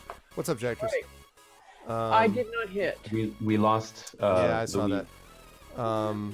I saw My that. blow was Let's so see. bad it blew Louise away. Now the good news is that will continue. You'll have ramming strike up for a while. Right. So okay. it doesn't Cool. just because you missed doesn't mean that it doesn't go away. So Cool beans. all right, yeah. So currently we have some issues with Louise being frozen, but we will get her back, I assume, quickly. In the meantime, I'm going to just fix Zach's webcam, because the way this works is you fix the webcam and that will immediately cause the person to come back and thereby screw them up again. That's how this works. Okay. All right. I'll take care of that for now. All right. That will lead to that. Okay. And then you're going to stay where you are, though, Petra, I assume? Okay. So now this thing is going to... Oh, actually, wait a second. Did you ever break free of that, Petra? I don't think you could do any of I that. totally spaced that. Yeah, I so forgot. No. We got to have you break free. So you need Okay, to make a so- you need to make a strength saving throw to break out of this thing. So let's see if you can do that first. 22. Oh yeah. Tear you, through it. Yeah. So you just like you just pull this thing. You rip this thing off. Now, the good news is you rip off. The bad news is that you can't move after you've done that. Like, I mean, you can't move again this turn, but you have gotten it off you. So, what's up, Light and Passion? Fine enough. But you've done that. That's still, so pretty much you're able to do what you already did. I would say it was Okay. pretty close. I just want to make sure because I was like, didn't the tank drone do something? I Yeah, was no, like, yeah, it did. my apologies for That's okay. forgetting about that. All right. All Speaking right. of the tank drone, though, okay, now aims the turret again towards you, Petra, but this time it is not a ball of gooey stuff that falls out. It's something else. No, that's not going to hit, though. That is going to be a 7 to hit, which is not going to do it, I assume. So this large metal slug of some kind, like, fires right past your ear, and flies past and smacks into the wall far on the other side of the room. But this thing clearly is clearly interested in dealing with you, one way or the other. Okay. So now, let's see. These guys back up, and one of them you can see is they were already. You guys could back up one step, like so, and then is going to turn. So he's going to basically double move. So it takes one move to disengage from you, and then another move to book it towards the club. This one does the exact same thing. They all are heading now towards the door of the club. And you notice that they're all doing it, as I say, roughly at the same time.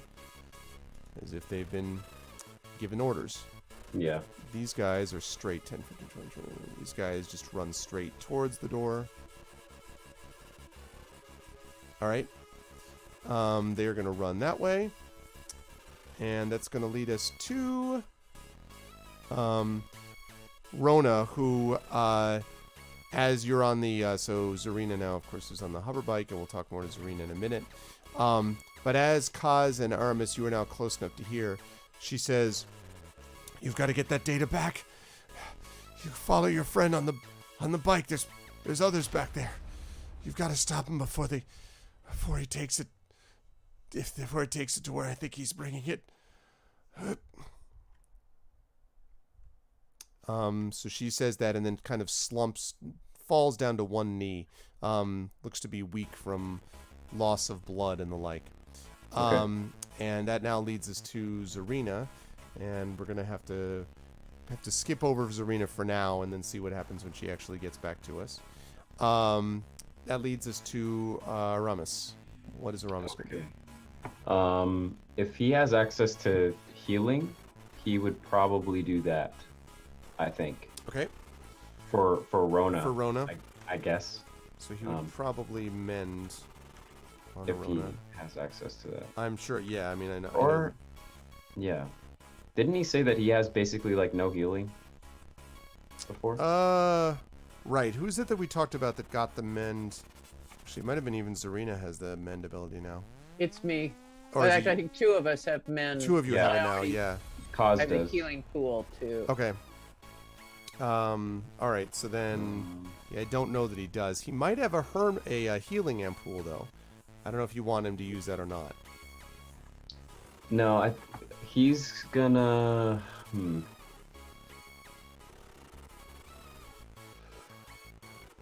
He's gonna make his way the rest out of the club and to the back to get on a speeder, I think. Okay. 5, 10, 15. If he double moves, he can actually get on there. And in fact, since Zarina has not had a chance to go yet because of what just happened with her not being around, that means that he actually can, if he wishes, get onto the back of the bike, because each bike holds 2 people. So he can get onto the back of the bike with her if you guys wish. The 2 people that aren't here are riding the bike. Yes, very appropriate, isn't it? Yeah. Yes. Sure, he would do that, I think. Okay. All right, so he gets on the bike before they speed off down the way. Kaz, it's going to lead us to you. Okay. I'm going to... I think with my normal movement, I can make it to her. 5, 10, 15, 20. Yeah, I can. I'm going to go here-ish. Okay. And I'm going to use Mend. I think that's my healing hunter spell that I picked up. Okay. Let me see what that does exactly. Yep, I was just looking at it before. And what Mend allows you to do is 1d8 plus your forging ability modifier. Mm-hmm. So I'm not sure how I can do this, but I can. How I can mend someone if I'm a construct. Maybe I have like it's part of my hunter's rig. Part of your hunter's rig, I would think. Yeah. Yeah. Okay, but And anyway. it's superheated, so it's just like icy hot. Yeah. Exactly. Exactly. Just icy hot. It's Starboy Icy Hot. Yeah. It's Not a sponsor. perfect. Okay. So I'm gonna do that. It's branding. Plus my plus my wisdom, so +3. Okay. So Wow. she heals 10 hit points. Yeah, and you can see her breathing eases, and she's, thank you, but don't worry about me. Get the data. Get the data. And she's waving like at the door. I grab her arm and say, "Why don't you come with me?"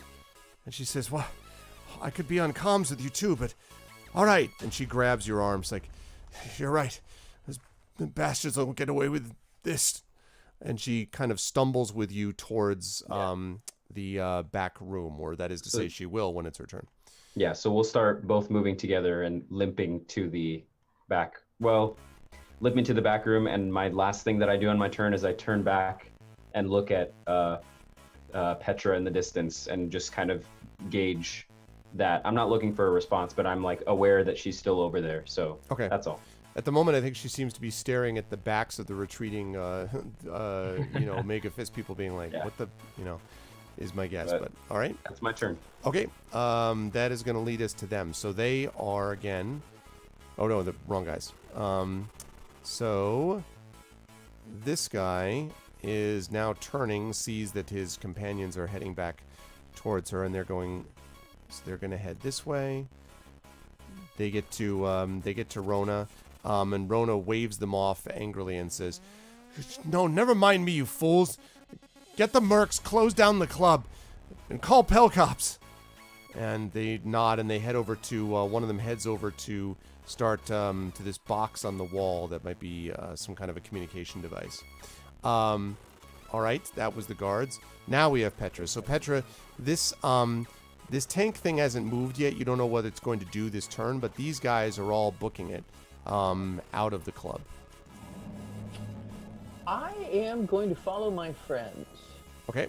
So I go 30 feet is my move? Yeah, now you can double move, and what I'll allow you to do if you want to try to vault the bar, because of the directness of it, you can do an athletics check when you get here. If you succeed, then it means you'll basically be able to jump the bar, so it'll be, whatever, 5, 10, 15, 20. So you'd be about here, and then you would double move on, you'd move again on the other side of it. Okay, so let's try an athletics check. Zarina is back, by the way. Ah, lovely. I'm Okay. back. I don't know what happened, but I'm back. I do not make it over the bar. Nope, I would say not. So you do the same, like, ow. So you do not make it over the bar. Now, what you can do instead is you can still do that double move by trying to jump the bar again, or you can move along the edge of it. So you could basically go about here-ish. I'm going to jump the bar again. Okay. Maybe. We'll see. All right. Come on. Yes! There you go. You're like, that's how you do it. So that'll allow you to get over to about here. Not as far as you would have gotten if you made it the first time, but still. But not too bad. All right. All right, give me a second, everybody, while I get Zarina's webcam back and working. Okay. You'll be happy to know, Zarina, that you've been joined by Aramis. Wonderful. Who has managed to get onto the bike before you left. And you guys are about to take off. We'll talk about that in just a minute. And meanwhile, we've got Kaz and Rona, and Petra is right there. Okay. So, top of the round. Here we go. Okay, these guys make it out the rest of the way without incident. They're going to be pulled out of initiative. All right. So now what we're going to do here is... Let's see if I got this right. As far as this goes. Okay. So what we're going to do here is I'm going to remove the guards. We're going to remove the drones. And we are going to stop playing the blown away music. And instead we are going to add music by the great Kevin MacLeod. And it is... Yeah, that's what I thought. Here we go. And chase. Okay. Now, I'm gonna have you folks roll initiative again. And this is because we're going to be doing a chase. You have got a quarry and you've got a pursuer. And so you folks are going to have to deal with that. As I just realized that I never fixed Zach's webcam, and I was like, why are you like up against the wall? Like, why aren't you?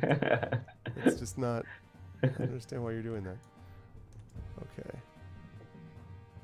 That was funny. I was like, what are you doing? And I was like, okay, now it makes sense. Okay. Wait a minute, that's the chase? No. Come on, Kevin. Come on, Kevin. You have better chase music than that. I know you do.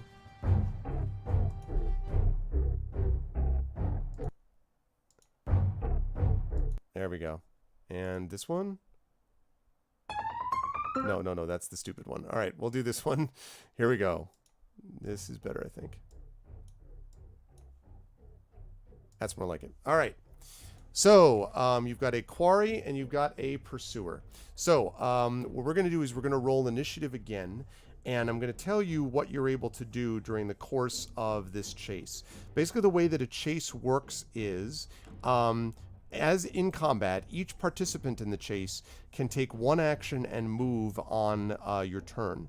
And the chase ends when one side drops out or the quarry escapes.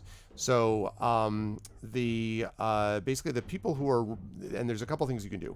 One is the dash action. So a dash action basically means that you are moving as fast as you possibly can. But during a chase, you can actually use the dash action equal to 3 plus your constitution modifier. So basically you're able to handle the bike and basically push it to greater heights without falling off the bike is essentially what this reflects. And you're trying to push it to prevent yourself from falling off this bike. If you push it above that level, so in other words, you're able to do that certain number freely. If you push it above that level, though, you will have to make a Constitution saving throw, and if you fail, you may be thrown from the bike. So basically, you get a free number of amounts that you're able to push the hover bike forward, and if you then want to go beyond that to try to, like, because the other person is also, the one that you're following is also going to be trying to do that, if you like push even farther, then you're going to have to make that con saving throw. It means that you could gain ground, but you also run the risk of being thrown from the bike. So you have to kind of balance that out. Now, Zarina, you are currently on the bike with Ramis, and you're driving. When Kaz, you get to the bike, presumably you're going to be the one driving as well. So you're going to be the one in front. So you two are essentially going to be the pilots here. What the person in back can do is they can try to stabilize the bike. So they can basically try to keep the bike from falling over. So what that means is that it essentially means that they will give you advantage on your Constitution saving throw if you choose to push the bike farther than, might otherwise be the case. Also, they could theoretically try to take, the driver can't do this, but the passenger could try to take shots at the quarry as well. But as I'm going to explain when we actually get onto the street and I explain sort of what's happening here, you have some complications with that involves pedestrians, civilians, and obstacles. So we'll talk about that when we actually get there. So with all that said, I would now like people to roll initiative. Okay. I got a 5. I stuck mine in there already. Hey, I rolled on opposite sides of the spectrum.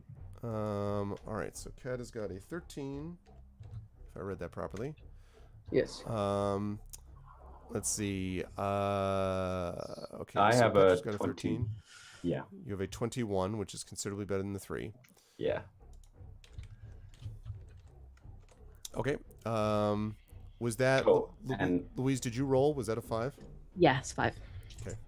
I'll roll for Aramis. I think his dex is +1. Okay. 13. All right. Yes, it is. All right. And who's on each bike again? Like, are we just, because some of us are still in the bar, are we like... Correct. So the way it's going to work is you guys are going to... As it turns out, it looks like you will be able to get onto the bike in time so that you'll be close to equidistant. Not quite, but close to, not equidistant, but like pretty close on the heels of Zarina and Aramis, who are in front of you.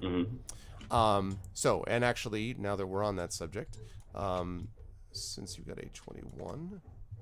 So is Rona coming along with me, or is it me and Petra? Nope, it's you and Rona right now. Petra is behind. Petra, we're going to see where she tries to get to, but Petra may have to take her own bike. Got it. Theoretically. Okay. And actually, so Armaris and Petra, what is your dexterity again? Are you sure you don't want another stat other than dexterity? Nah, the dexterity is kind of good. That's what I'm looking Okay, well, that would be 5. for. Okay, so you are definitely not going to be going ahead of your compatriot Aramis. So he will go.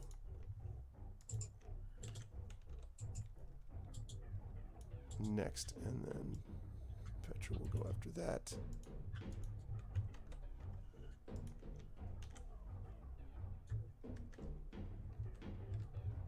All right, and then I'll get rid of that, and then Zarina with the 5.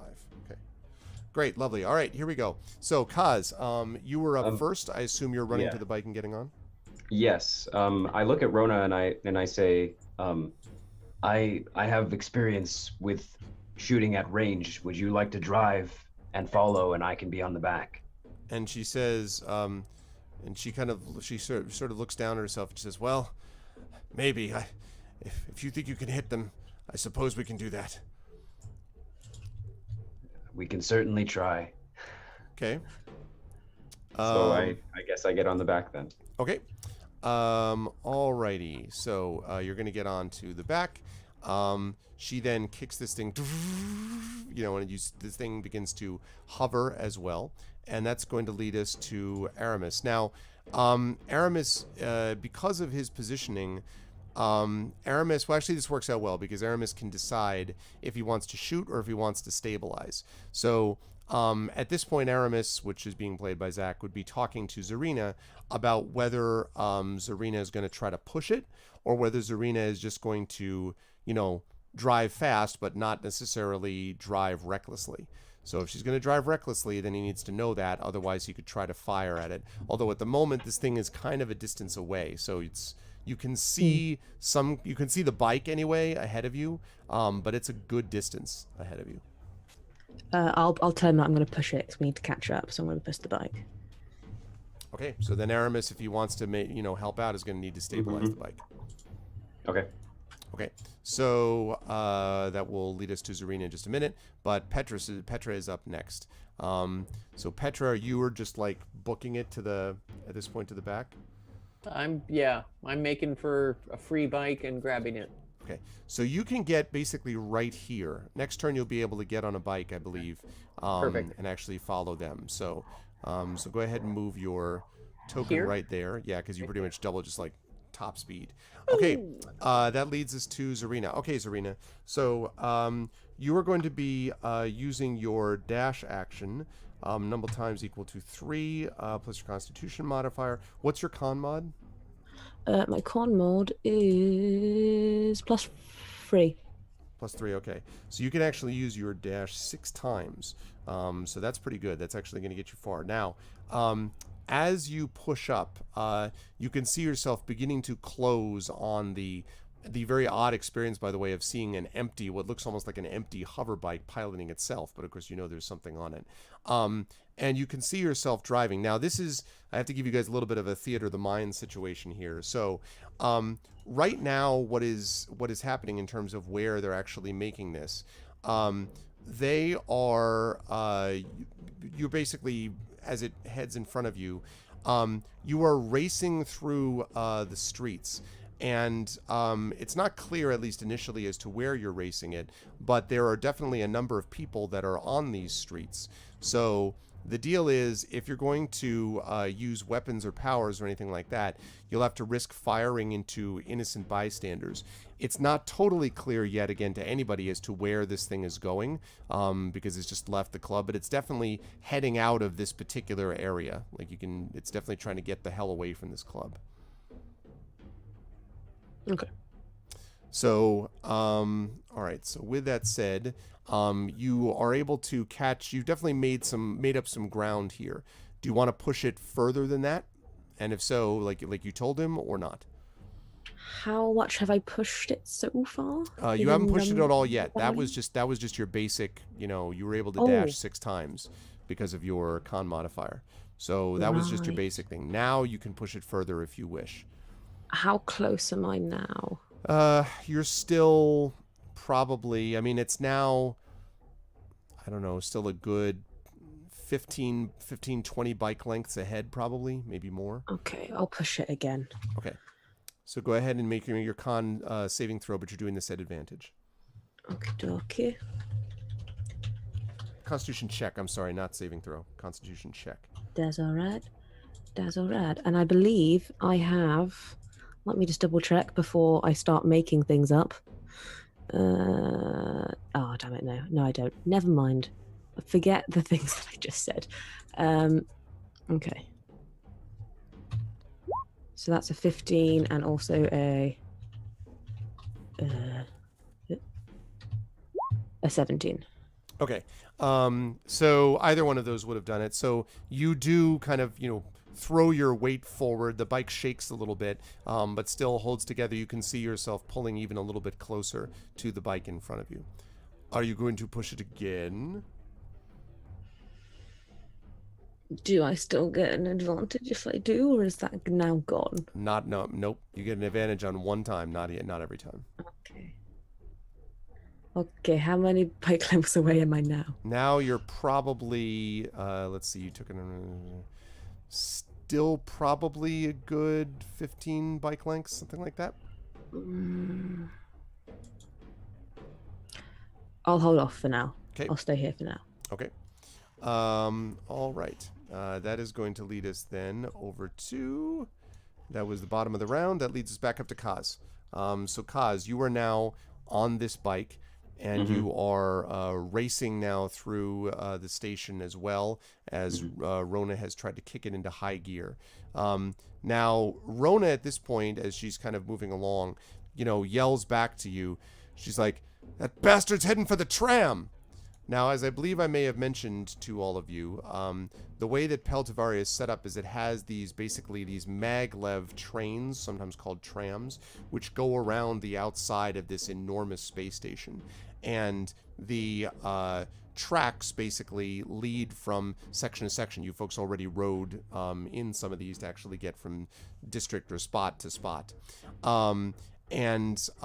So essentially, it seemed, if what she says is true, these ones are trying to make it, or he's heading towards this maglev train, basically. Or at least that's what they're trying to do. Okay. And so anyway, they're doing that. So she basically yells back to you, essentially asking if she should push it or not. So you are basically about, say, 7 or 8 bike lengths behind Zarina and Aramis, who have been closing slowly on the guy in front of them.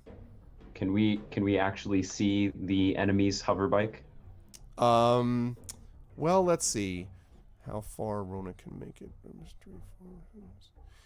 Yes, I would say you could. You can see the hover bike. You can also see the people diving out of the way, the various creatures horrified as you're zipping past on pedestrian walkways, places that are definitely not meant to be streets with big, fat, high-speed chases. Yeah.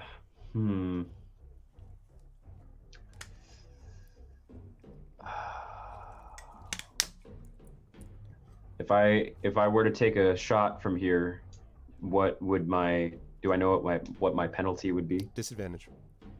Okay. Yep. Now you can you could also try to use, if you had an inspiration from chat, for example, you could try to counteract that disadvantage, but you have disadvantage at the moment if you're going to shoot from here. And do I have any idea what this cloaking thing that this person has on is? Well, you're not 100% sure that you've seen. All you know about it was that she was yelling that something was on a bike. So I haven't even seen it. You see you really just see what looks like a hover bike piloting itself, honestly. Because that's the thing, is I realize now that really our only indication of where this person is the hover bike. So I'm afraid that if I shoot it, that if the invisible person falls off, then we actually lose them at that point. So yeah, that's just my thoughts. But in that case, I'm gonna help Rona push forward more, just for this turn. Okay. Do I get a bonus action, or does this? What it means is that you're going to basically give her advantage on her attempts to push the thing farther. Okay. And so I couldn't try to hunter's mark the speeder. I don't think you can hunter's mark something you can't even see. I mean, you mean just the bike? Yeah, but that's not really actually, your quarry. Yeah, let me look. Yeah, I don't right. think you can hunter mark a vehicle like that it's on. But the vehicle is alive. It's only speciesism that makes you think that it's. It's the Pinocchio bike. It's animatism to do it. Yeah. Okay, yeah. Then I'm just gonna aid her in pushing the bike further. All right. Let's see how she does. Yeah. It's a good thing she did, because that other one was not a good roll. Okay, so she is able to push it further. You are actually able to gain a little bit. And so you both, you're still about a good 4 bike lengths behind Aramis and Zarina. who are themselves still a good 12 to 15 lengths behind their quarry. By the way, these bikes I mentioned are hovering, but they're a little bit, in the way that they move, they make very quick turns and movements, so it feels a little bit like to step out of character for a moment, the Tron light cycles. A little bit like that. Not quite so hardcore, but it's at least in terms of the speed, it feels very like right angle turns. Yeah. Not quite like that, but it's sort of in that same ballpark, though. Also, side note, that was the best part of Tron. I don't care. Don't at me. It was awesome. I love light cycles. Okay. Right. So that will be that turn. Okay. And that is going to lead us to Aramis. So is Aramis going to aid you in Zarina? This then again leads to the question of whether you're going to try to just do your 6 dash actions or whether you're going to try to push it again.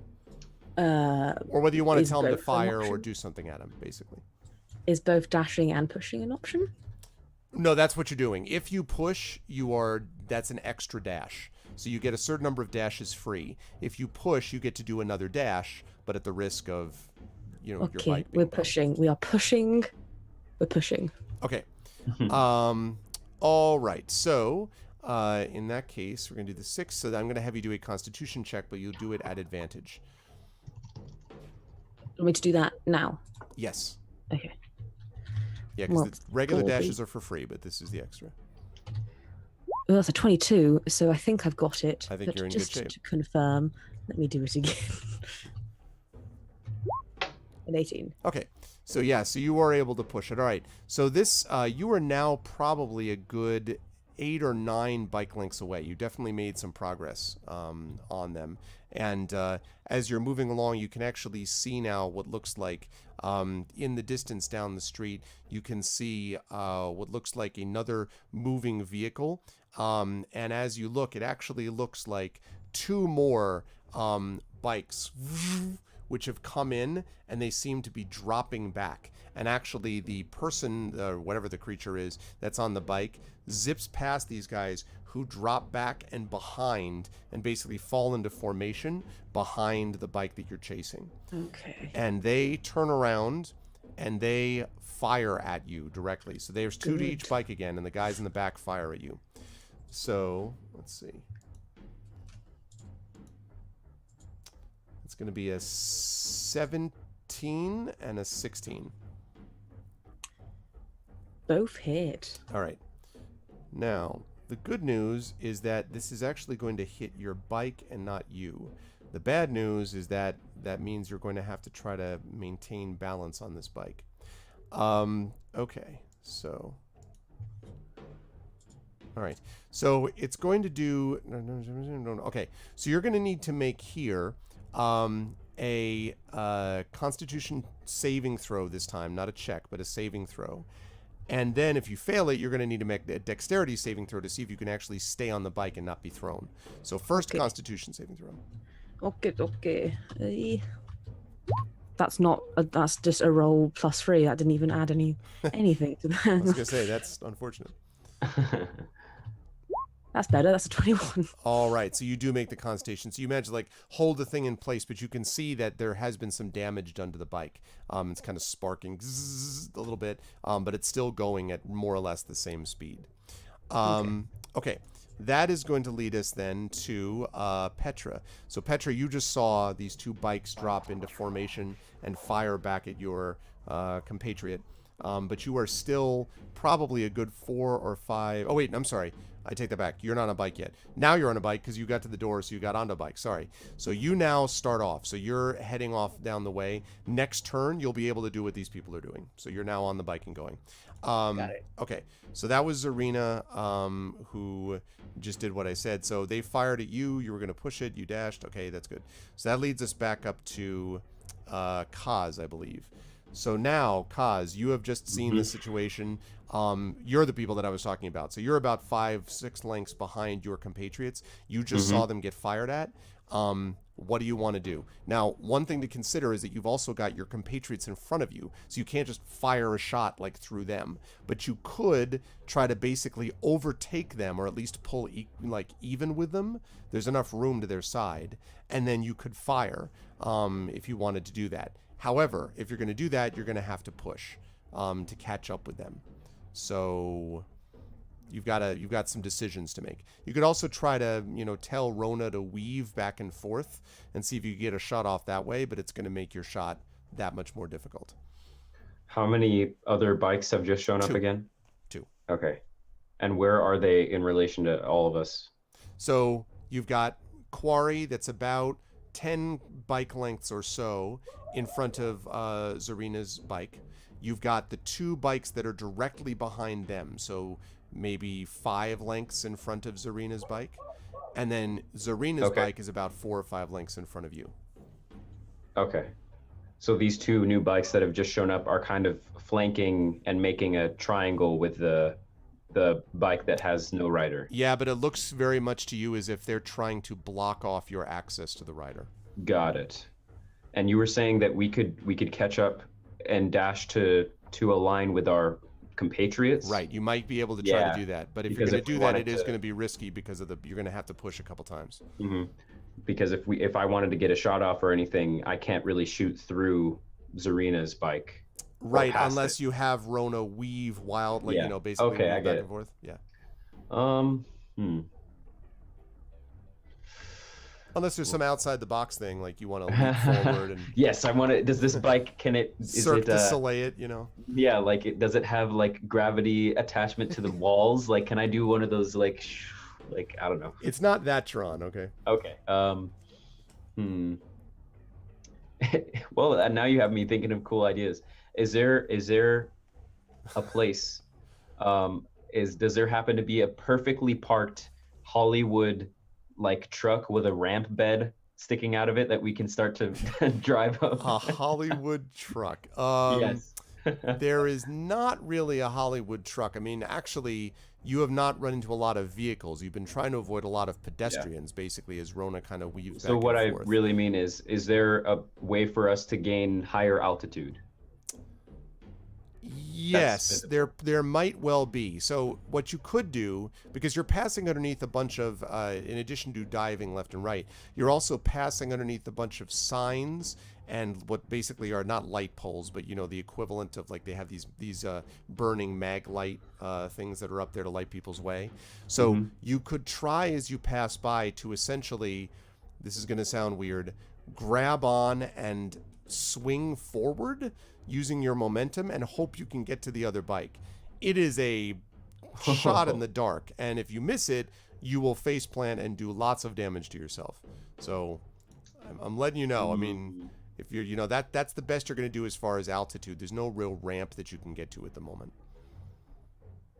And you're saying I would be doing that to propel the bike forward? No, to propel you forward. Basically. So I would basically, like, upward. while the bike is going, I would grab onto this sign. Right. And then, okay. This is also assuming it doesn't rip your arms out of their sides. Yeah. But Rona, in that case, because I'm just kind of doing the James Bond move, she would be okay because it's not like that's really affecting the bike. Right. Correct. But she's not going to have me on the back of it. Okay. Correct. Like Specchio's already right. Inspire cause. Do it. Like all emergency. Inspire. You want exclamation inspire, Specchio, by the way.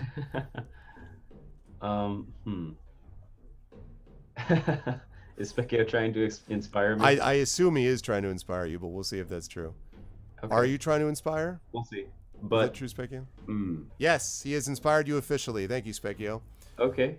You too in chat can inspire if you support the Patreon. So yes, he has inspired you. Thank you, Specchio. So okay. You will have advantage on this then.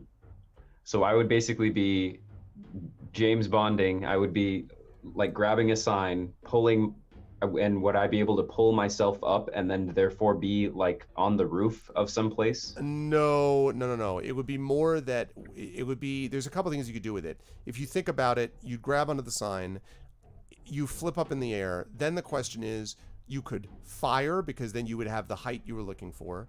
You Wall in could, midair. yeah. I mean, like, again, I'm just throwing things out there. You could also try to get onto the bike, because your momentum is going forward while they're dropping back to protect the other one. So theoretically, you'd be almost propelling yourself towards the other bike. So you're saying that it would be possible, the distance for me would be possible to try to propel myself onto one of the two new bikes? Exactly. I mean, it's insane as hell, and I don't know why anyone would do it, but listen, it's rock and roll and whatever, and you got advantage, right? So it's very metal. Like, it's very, very metal. Yeah, it's very Mad Max. Yeah. I have one more question. Sure. I know I'm taking a lot of time, but I imagine this is all running through your head, but just at really fast speeds. Like, you're having a rational conversation. Should I do this? Is there something in front of our path that I could, like some sort of thing that I think could explode, or I could shoot and it would cause something to fall down to block the path? Yes, but you might also hurt civilians when you do it. In other words, okay. I'm just kidding. I was gonna say. I mean, there are lots of things that could theoretically blow up and explode, but there's a lot of like Rona's having to do, and Zarina have had to do serious work just to avoid all of the pedestrians in the path. Well, ladies, what do you guys think? Do it. Do what? Jump. Do the jump. It would be so cool if it works, and I'm gonna feel terrible if you damage yourself. If it doesn't, it's been great being on the party with you, but Thing is, disown me. Yeah. If it works, it's the best thing ever. If it doesn't work, it's the funniest thing ever. And so there's no losing. The party wins. You could always put this to chat. I'm sure chat would have no opinion about whether you should try that. Well, I'm going to okay. This is a terrible idea, but I'm definitely going to grab the sign and try to propel myself. Okay. After that, we'll see what happens. Well, okay, you're going to need to let me know. Okay. Like, you can't. I want to. I think what I'm going to try. I'm going to just go all out, I guess. I'm going to, while the motorcycle is moving. Okay.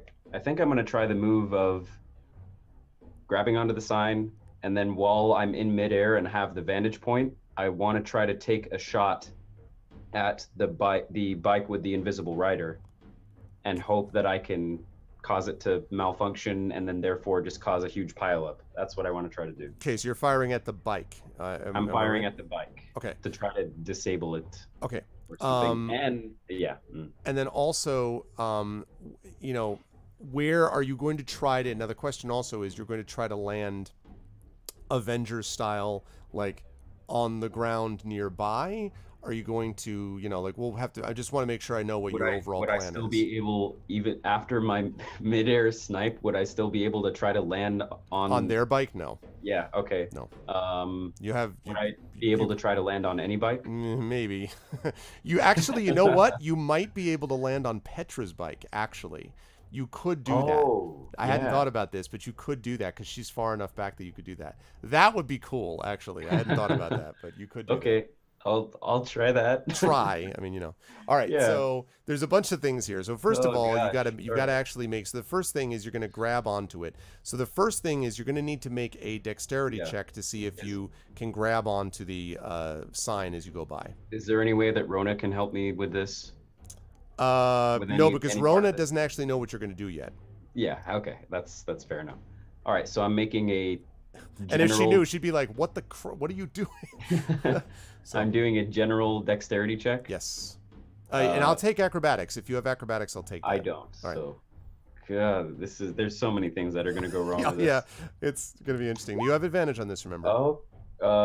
Do I? Actually, do I get you know what? I'll say advantage this. Yeah, I was just going to say that. You can save advantage for whichever one you want. Okay. Now, next time you're going to have to do advantage. You're going to have to decide beforehand if you're going to use it. But in this case, I'll allow you to do that. So you do grab onto the sign. Your arms feel like they're about to yank out of your sockets, but you basically flip up. So you all see Petra. You see from a distance suddenly Kaz flying up into the air. Rona is kind of like, what in frill are you doing? Like, as she's kind of going along, Zarina, you can actually, you're sort of, actually, you're not paying attention. You're concentrated on what's in front of you, so never mind that. But the other two can definitely see it. So you fly up in the air. Now you're going to try to take your shot.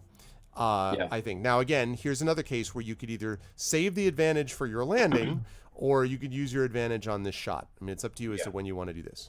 Okay, let me check one thing here, because something that I realized that changes things is using my sniper requires both an action and a bonus action, which means if I wanted to use Hunter's Mark at the same time as my sniper, or like Graviton Strike at the same time as my sniper, I think I did it wrong.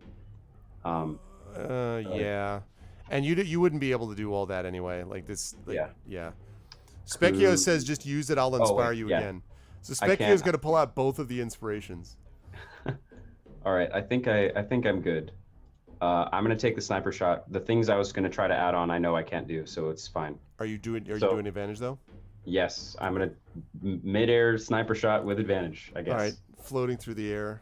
Floating through the air. Here we go. Don't want to close my eyes as you're going. Petra, were you singing something?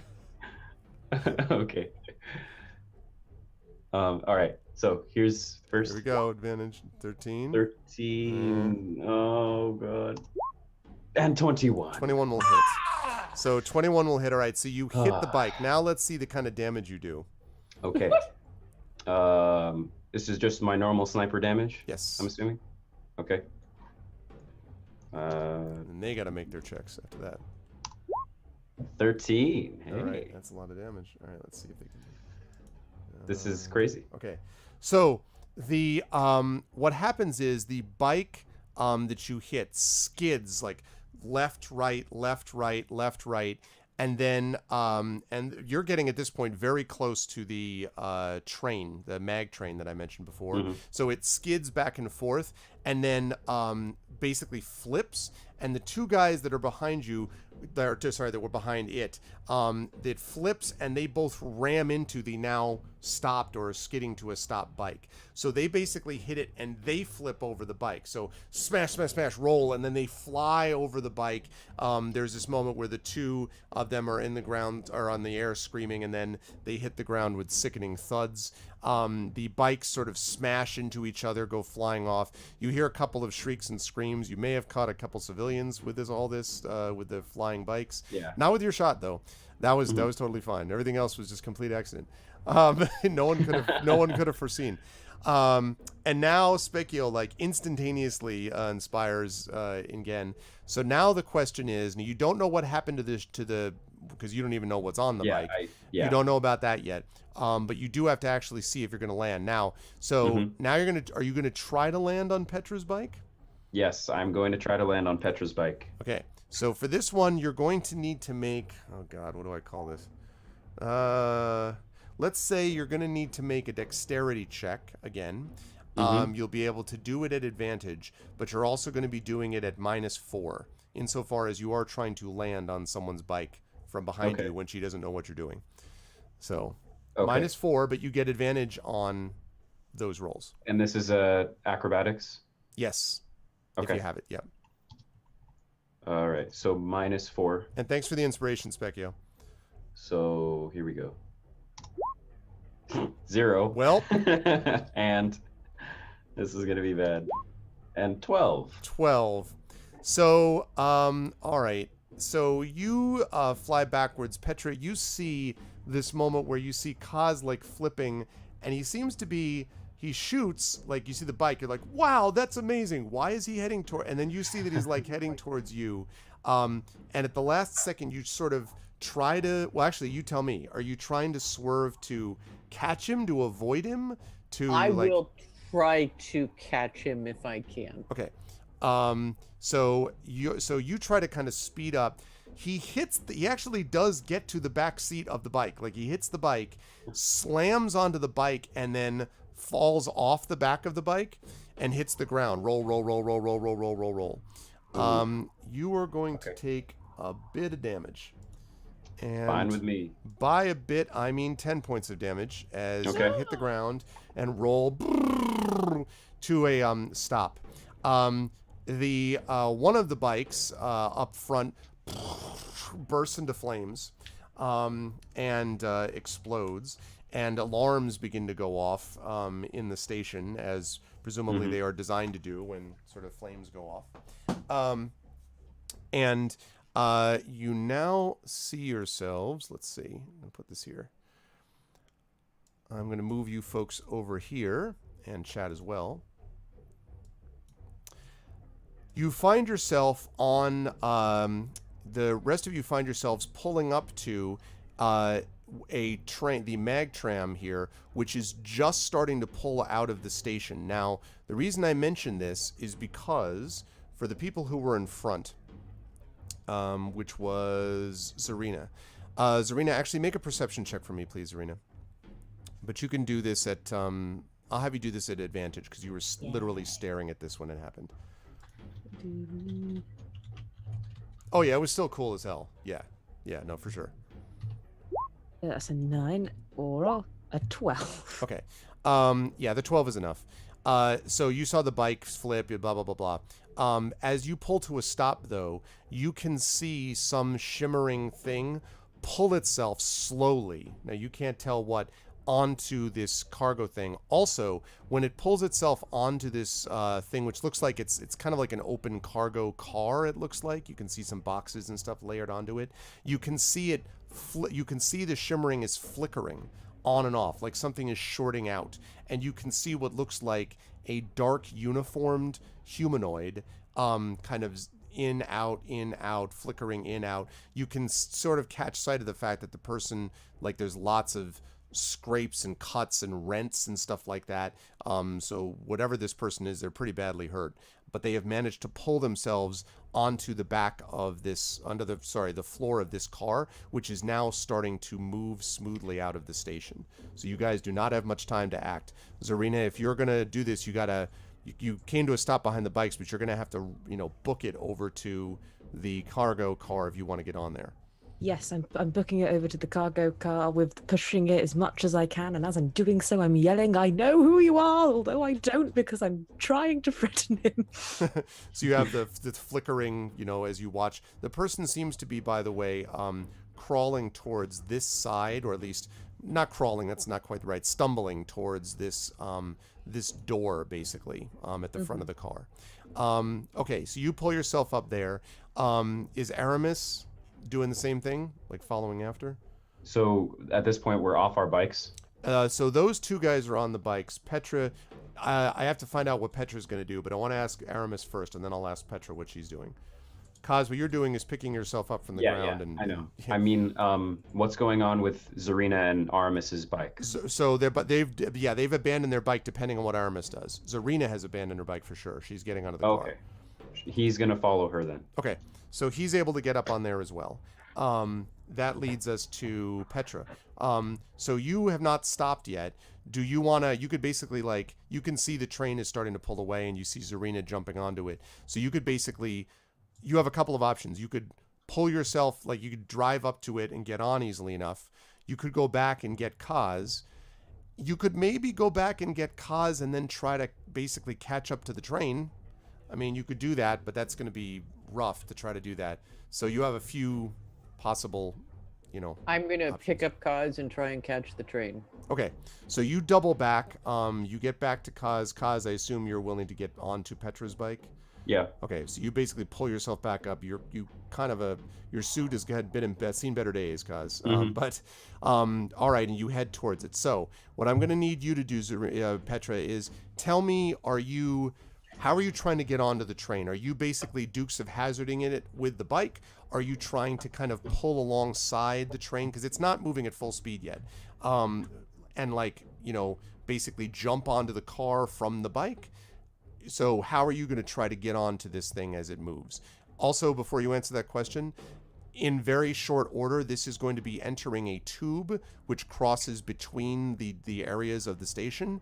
And at that point, there will be no room next to the train. Mm-hmm. So you've got very limited time to decide what you want to do. So how do you want to get onto this car, Petra? I'm sorry, I thought you were talking to Zarina. No, I was talking. No, Zarina's already on the car. I'm talking to you, Petra. Okay, then Kaz, do you have feelings on this? Because I just want to get us aboard. Is there a is there a way for us to? I think the only thing that would work is if there was some sort of way for us to get higher altitude and do the classic James Bond jump off of a ramp and onto the top of the train, or we could try to, if it's going into a tube or tunnel right now, we could try to catch another train or try to meet it where it goes. I don't know. Or see if there's another flying vehicle somewhere or a ship we can steal, or I don't know. So, Greg, we could Dukes a hazard and try and get on it, you said? Yes, because the cargo car is open on the top. The cars in front and behind, which you assume are passenger cars, are closed, but the cargo car itself is open. But now, again, if we did that, what statistic would be checked for making this a sex roll? Is probably dexterity, and you'd have to make it to not only land, but to keep the bike from destroying Zarina and anyone else that's on that car when you get there. Okay, my basic policy is avoiding anything that avoids dex checks. Yeah, I'll be a dex check for sure. So I mean, once you're badly injured, maybe you'd be making a constitution check to see how badly injured. I mean, I got 17 constitution. yeah, you got to look on the positive side. Oh, dude. Can we do like a swap really quick? Like, can we like, as in places on the bike? You don't have time like, to do. You don't have time to okay. do that. It would be so awesome. Unfortunately, it require a dex check. She could. I mean, you could again, Kaz. You could try to leap off onto the cargo car as Petra drives past it. There we go. You know, you could do that, but then Petra won't be able to get on herself. Yeah. Okay. Do we see anything that flies around, like a ship that we could try to board possibly? Not near the train. No, in fact, the train seems to be isolated to just the tracks itself, which, now that you think of it, is kind of what they probably designed it for. But even like in the surrounding area, not necessarily next to the train, but like if there we are look... some little minor drones, small drones, but not ships that are not like high level hover bike, whatever, like hovercraft or whatever, not so much. Flo Flat Hat could follow the train into the tunnel. Well, yeah, I was just thinking about that actually. Is that feasible, or is the bike handle the track? Well, the only thing you remember that you were told by Idrin Vaxar that the train cars, like the closed train cars, have life support systems, but in between districts you're dealing with a vacuum. So well, let's not do that. Okay. All right. I mean, look, it worked in what do you call it? Total Recall. Like maybe you could survive somehow in vacuum for 15 seconds. What was it? Can we? Is it possible for us to just push and try to catch the end of the train? Maybe we can't necessarily get onto the cargo spot, but is there like the butt of the train? Are we able to possibly dash to that on our bike? Yes. That might be. I think that's the best thing to do. I think that's smart. Okay, all right. We will try that. And that uses your con too, so you're fine. Okay. So con is good. All right. You're able to, actually, you don't even have to do con for that. So you're able to get up onto the back of the car. And that you're able to do because your bike is fast enough. I am going to ask actually for a dexterity check, but it's a very, I know. It's a very easy one though. I'm going to ask it for both of you. And if you want, if Kaz gets off first, he can then assist you, Petra. All right. So, do I still have a second advantage from something? No, you used them all. Oh yeah, your I did advantage. use that. You used it to try not just die. Yep. I used it to not die, yeah. You're quite right. The vacuum is going to be hell on that open cargo car. All right. I got a 13. Okay. Well, so have Kaz make his. Yeah, I was going to say. Okay, sorry. So he does that. The 13. Yeah, that's fine. Both of those are totally fine. So you were able to pull yourselves onto the back. Now, yay! Cutscene. Zarina and Aramis. As you are sort of moving forward, you see the flickering, flick, and finally it just stays on, like the flickering, the shimmering stops, and you can see now that it is indeed someone who's got the omega, the fist, symbol, which presumably is the omega fist symbol on the uniform, as the person right in front of you goes through this door. So basically right through this door as you're running up on them. The door slides shut just as you get to it. And at the same time, the Petra and Kaz are in the back of the train. Both groups are looking at their respective doors. And you can see that both of them, the doors are closed and are both locked. And as you see the train heading towards the tunnel, which is going to, not immediately, but soon, lead to a vacuum, and you look down, you realize that you have a very brief period of time to get these doors open, or all of you will be lost in the endless vacuum of space. And that's where we're going to end the session, I think, for this evening. So we will... So you are staring at the locked doors of these two cars as this chase continues. Oh, man. Some Esper Genesis James Bond mission. That was pretty damn sweet. But this whole chase scene in general in the bar and the club and everything, like, awesome. That was, I'm very upset that Zarina didn't get to physically see Starboy's star moment. I know, you were too busy sort of focusing forward on that stuff. It was crazy. Oh man, this was great, guys. But it is actually about 10 minutes after midnight. To see him hit the ground. Yeah, that's right. You didn't. Well, right. When you actually, assuming you do ever see him again, he's just gonna be like, "Oh yeah, I nailed that. Like it was totally. It was hit the bike, right, Petra? Like, and then it'll be up to Petra. Does she back him up or?" I'll say the first part was very good. It was the second part that matters. Also, of course, there's a question about what this person actually has as you're sort of staring at this door. But yeah, and Rona is still behind. I'm guessing. Rona did not make it on there with you. She is. That's right. We don't know any of these people. Well, but you have a communicator. You have a comm link, right? Because she threw you the earpiece. Yeah. Remember, Zarina? I guess I should have asked if you threw that to the ground and stepped on it, but I'm guessing you actually kept it, Zarina, right? I got it, yeah. Yeah. So presumably you still got that as well. We're currently, Rona and I are having a really nice chat about real estate in the area because I'm looking to settle down. So we're having a really in-depth conversation about it. You're like, it's really pleasant out here. It's like, well, property values are definitely on the way up. Yeah. I like to think that you were just starting to talk about house insurance and PMI as Kaz was firing in the air from a distance, yeah. James Bonding it. We're talking about like neighborhoods and what schools are like. Exactly. Yeah. What do you think the crime is like? Pew! As he fired from a distance. Oh man. But despite some of the technical issues, we did manage to get you guys managed to make some good progress actually in this, so that was good to see.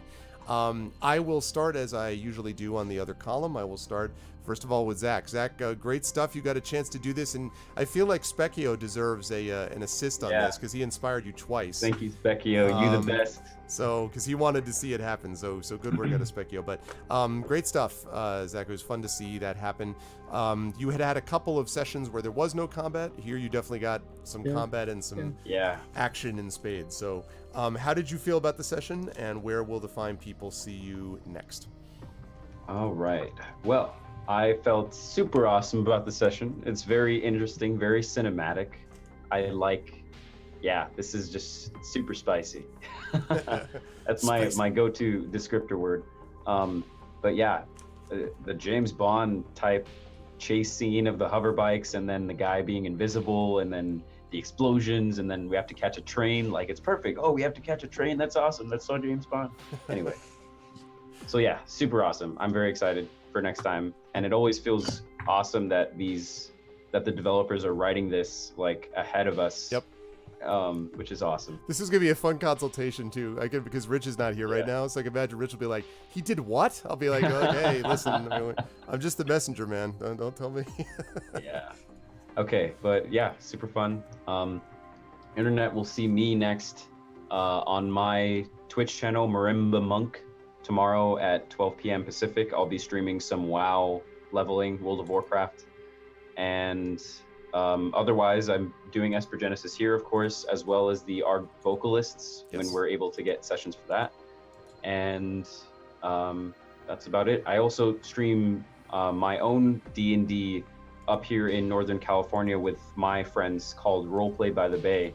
And that's also a Twitch channel that you can check out. That's on Sunday at 7 p.m. Pacific. So if you like D&D, if you like that kind of stuff, I'm the DM of that channel there. So yeah, that's about it.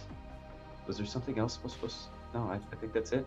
That's you can find me on the internet on my Twitch channel, Marimba Monk, on Twitter as Marimba Monk, and yeah, super awesome night. I think that's it. Good stuff, man. Thank you very much, as always. Moving right along down the line, Louise persevered. She fought through technical problems and no doubt certain exhaustion from how late it is. But thank you, as always, Louise, for sticking with it. How did you feel about things, and where will the fine people see you next? I really enjoyed today. I really enjoyed. I'm a big, like, real life fan of motorbikes. I ride one myself in real life, and so to get to do a full-on like chase with them, like, was super fun. Really loved it. Cool. Praise. Yeah, I like it was full of super cool moments for everybody. Like, we had like table shields, we had James Bond jumping about in the air. Like, it was fun. It was great. It was great fun. If you wanted to find me on other places, you can do so. Those places have changed since last we spoke, and so I'm no longer Accidental Legend on Twitch. I'm now Mage of More. That's More spelled MOORE, where we do variety streaming and fun things like that. And you can find me as well on Twitter at No More No Less. Again, More spelled MOORE. And you can find me as well at maybe Gen Con. We'll see. We will see. Yes, that has now been fixed, by the way, so you can actually see Louise's correct info on the bot. So the only one who's not correct right now is Zach on the overlay, which we'll get done as soon as possible. But yeah, that's awesome. And yes, I'm going to talk more about the getting them to Gen Con a little bit later on. But thank you, Louise. Great stuff as always. I liked also the idea about the trying to pretend you were Rona, but you know, they were kind of like, yeah, we got a visual description. It was not a bad idea though. All right, Johnny Pittman, of course, who was not able to join us today, unfortunately. But Johnny plays Aramis most of the time and is known as Video Store Cowboy or Vid Store Cowboy on Twitter, and runs a bunch of campaigns, his City of Mist stuff that he's been doing as well, and plays with us, and hopefully will be with us with bells on the 27th, but you should check him out on his channel and on his Twitter. And last but certainly not least, of course, we got the shield wielding and bike riding minus dexterity situation with Kat. Kat, it was great fun for me to watch as you were going through things. How did you feel about the session, and where will the fine people see you on the internet / with your next appearance publicly for your work? Okay. I thought that was awesome. I mean, it was fast-paced. We had both a bar fight and a motorcycle chase, and I don't know if it gets much better than that. I will be places. I've got a lot of travel coming up in August. I'll be at Gen Con, and then I'll be at Worldcon 2 weeks later, and then I'll be at Dragon Con 2 weeks after that. But if you're interested, you can find me online on Twitter and on Patreon. And July's story, which hasn't gone up yet, is Through the Valley of the Shadow of the Toad God Bully. Oh, nice. Can you link your Patreon? Sure. Yeah, throw it in chat, because I don't know if we have that in your overall group of things that you should check out. And by the way, I want to make note of something, which is that Kat has started officially her last year of her tenure as SIFWA president. I want to, am I correct about that? Yes? You are. Okay. And I just want to emphasize that not just because she's playing in this, but she's done a great job as the head of our speculative fiction authors professional organization, has done a great job as that, and is respected by all groups in a job which it is not easy to maintain everyone's respect. So she deserves serious credit for that, and I'm very glad that she has been able to join us for this campaign and be a part of it. So thank you, Kat. This has been a high point of my month each time. Oh, so that's great. I'm glad to hear it. And you will see Kat as well next month if you were able to help us with this thing that I mentioned before, and I'm going to again emphasize it now, which is for those of you who missed it, we are going to be trying to fundraise to get Zach and Louise to Gen Con. Zach, of course, is coming from Cali, he's coming from the West Coast, and Louise is coming from the UK. So Louise will be the heavier lift in some ways because of the distance, obviously. But we want to be able to get both of them there because we are going to be able to do a live stream from Gen Con using one of the Writers' Symposium rooms. And so if you were at Gen Con yourself, you'll actually be able to watch a live session face-to-face. And if you are somewhere in the far-flung world of ours, you'll still be able to watch it streamed on Twitch because I will, God and cell phone connection willing, be streaming it to everyone out there. So it'll be a great time. We're really excited about the prospects of it. Kat and Johnny and I are already going to be there, but we need to be able to help these fine individuals get to Gen Con as well. So we will be posting something about how you can support that. This is similar to what we did when Johnny was spearheading the push to get Trendane to Harebrained Schemes in Seattle, which was successfully funded and they were able to do. So we want that to be able to happen for these folks as well. So please stay tuned to this space and this channel. We will announce over the next few days, and it will only be a few days, how we're going to try to do this. No guarantee it will happen. You know, we'll try, but we want to be able to make a push to do it and see whether the community can get behind this to get these people through time and space to Gen Con so they can play games about time and space for all of you. So that's what we want to be able to try to do. Can I make a quick suggestion Sure. to the party, to the group, to the friends, to the boys and girls of the party? Yes. What about here's an idea? Here's an idea from the top of my head. What if, as an extra push to get people to really want to, get the Bravani to get us out there, we all dress up as our characters for the event?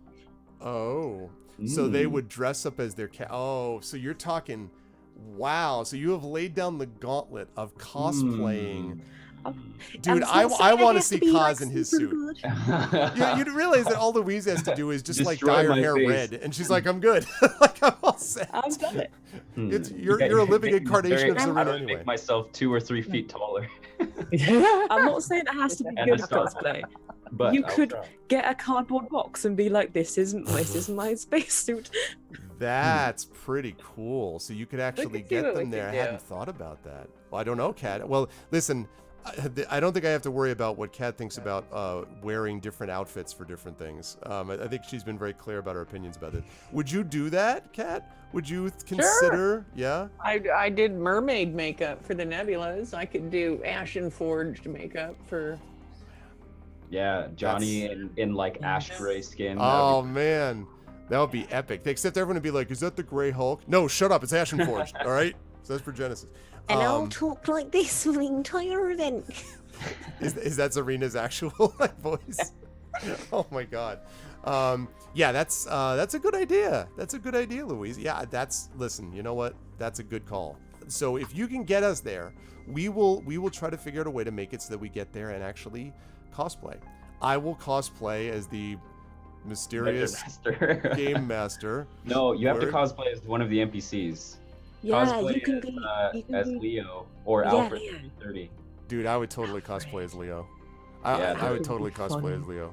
Walk in with like the cigar and the like, hey, what the how you doing? Yeah. And that's- Cosplay as the entire Omega Fist. Yes, yeah, great. The entire every group. character at the same time. I can cosplay as Fluffy and just walk around and like lasers out. That's pretty awesome.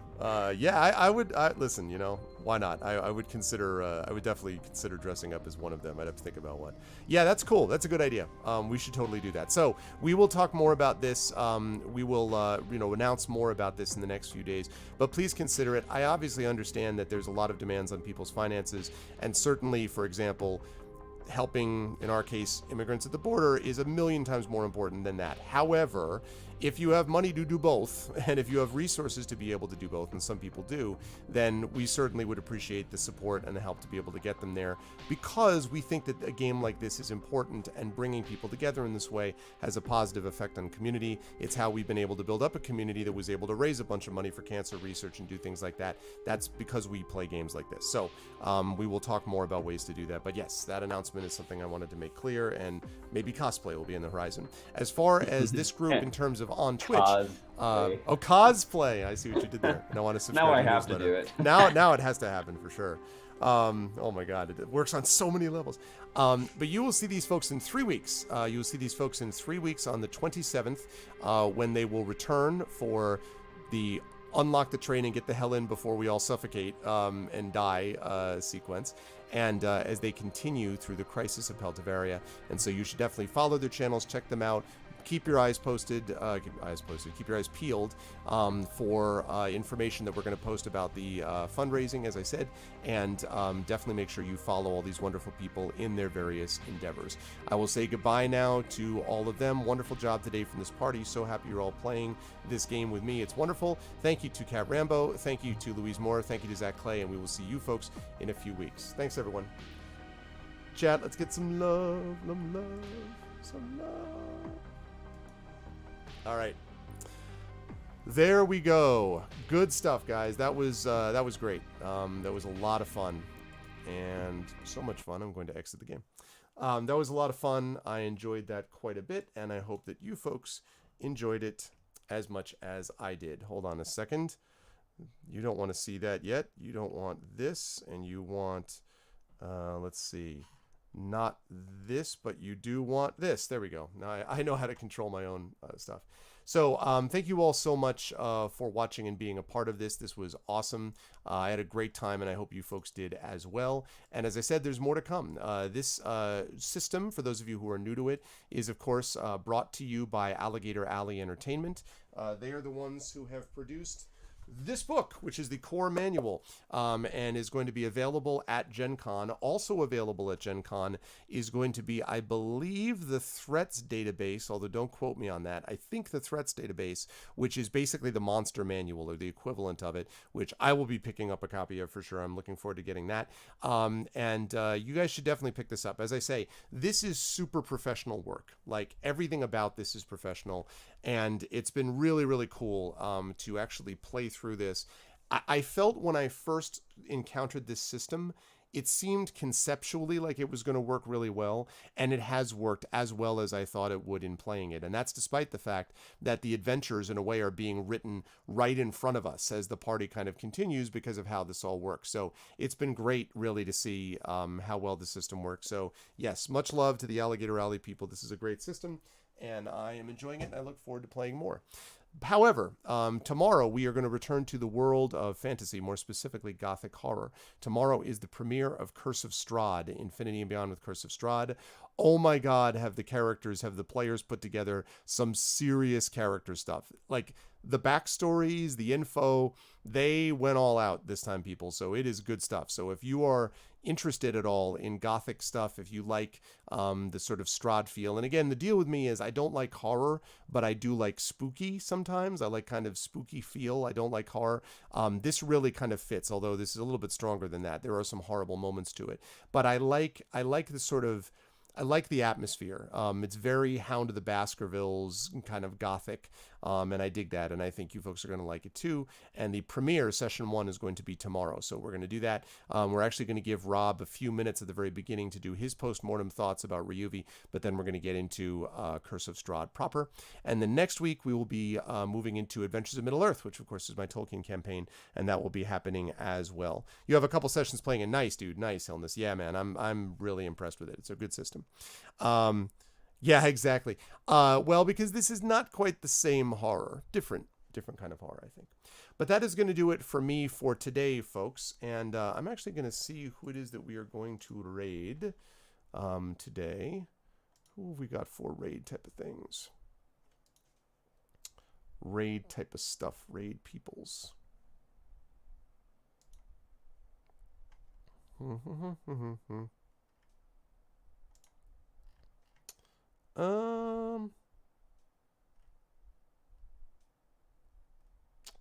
I think I know.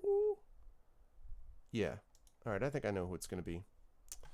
I think I know who we are going to raid. And the way that you do raids here is, yeah, I saw that. That was funny, Shadowed. Does it have spiders? Yes. Although it doesn't have spiders immediately, but it does definitely have spiders, yes. It's creepy. Like it's creepy. Like it's really atmospheric and creepy, but it's cool. It's well done. So I'm looking forward to it.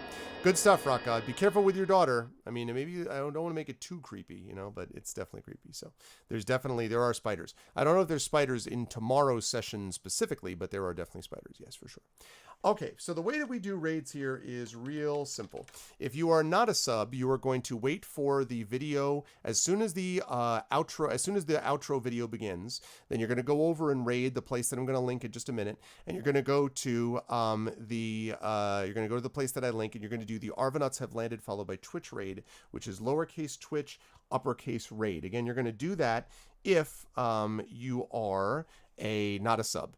If you are a sub, then what you're going to do is this, which is the Arvanauts Have Landed followed by Arvan E Hype. So that's ARVANEHYPE. That is, if you are a sub, then you're going to go there and do that. And again, the key is not to do it though until you start seeing the video. Once you start seeing the outro, then at that point you can head over and let that stuff drop like a mighty stream, and that would be much appreciated. Otherwise, though, make sure that you're here tomorrow at 7 p.m. Please spread the word for Curse of Strahd, and don't forget the ways to support the stream. If you haven't done so already, please follow the channel. Please make sure to check out the YouTube with !ArvTube, and you can see past broadcast of Esper Genesis there as well, by the way. You can check out the Discord with !ArvCord, where we hang out in between streams. You can check out my Twitter with !ArvTweets. You can always check out the shop with !ArvShop, merchandise for Infinity and beyond. Eventually, we're hoping to have merchandise of this sort for Esper Genesis and others there as well. !Arv shop for that. Arv Treon is the Patreon right there. $383.96. We should be getting another couple of people with fairly substantial donations that are going to jump back on board. But in the meantime, please consider doing that. Please consider supporting the channel with the Patreon. You can get copies of my band's albums. You can get critiques of your writing. You can get epic poems written about you, character backgrounds, stuff like that. So you get all these things that as benefits. And of course, you support the channel, which really helps us a lot as well. And you can, of course, do that. And you can also sub to the channel by hitting that sub button, as a few of you have done today as well. Thank you so much for the resubs and the subs. It definitely does make a big difference. Last thing I want to remind everybody, the final call here on the Arvanaut Idol stories. If you're going to be submitting something for Arvanaut Idol 3, which is a 2-page or fewer short story to make the prelim rounds, you need to get that to me by tomorrow. So by the end of this session tomorrow, you need to send a copy of your short story to me either by Twitch Whisper, I beg your pardon, or you can send it to me by Discord PM, or you can send it to me on my email address, arvanelaron@gmail.com. But you need to make sure that you do that. Do you have to resubmit? You already sent me your thing, so you're good, Dragon. You already sent me your prelim stories. That's fine. I'm going to include that. I already have your prelim story set. So definitely send me your prelim story as soon as you guys can.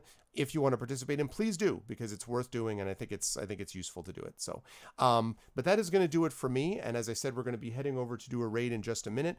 We are going to be raiding. When we are going to raid, we're going to go here. Don't do this again until you see the audio, the outro. Yeah, you've got a chance. Well, Rala Song, you've got a chance to do it. You have until tomorrow night. 2 pages. Just needs to be a 2-page short story that you send to me by tomorrow evening. You can do it. Send it in to me, and you might be one of the finalists. We'd see one of these semi-finalists, depending on how many people we have in there. So you can do that. Hey, what's up? Good night. I didn't see you here, Brian. Good night, Brian. Thank you. I hope you had a chance to catch some of it. And as always, thank you for this wonderful system. It is great. So we're looking forward to that. It can be about anything you like, as long as it's not horror or erotica. I'm not interested in erotica or horror. Other than that, though, sign up, either way. So it'll be good. Yeah, late night for you. I understand. I totally get it, man. I totally get it. We're closing up shop here as well. But thank you as always for the great system. And again, Alligator Alley, thank you for sponsoring the stream. That said, we are going to go over here. We're going to go to the Jungle Queen, who is actually Devo and David Brevik. David Brevik, the programmer of Diablo.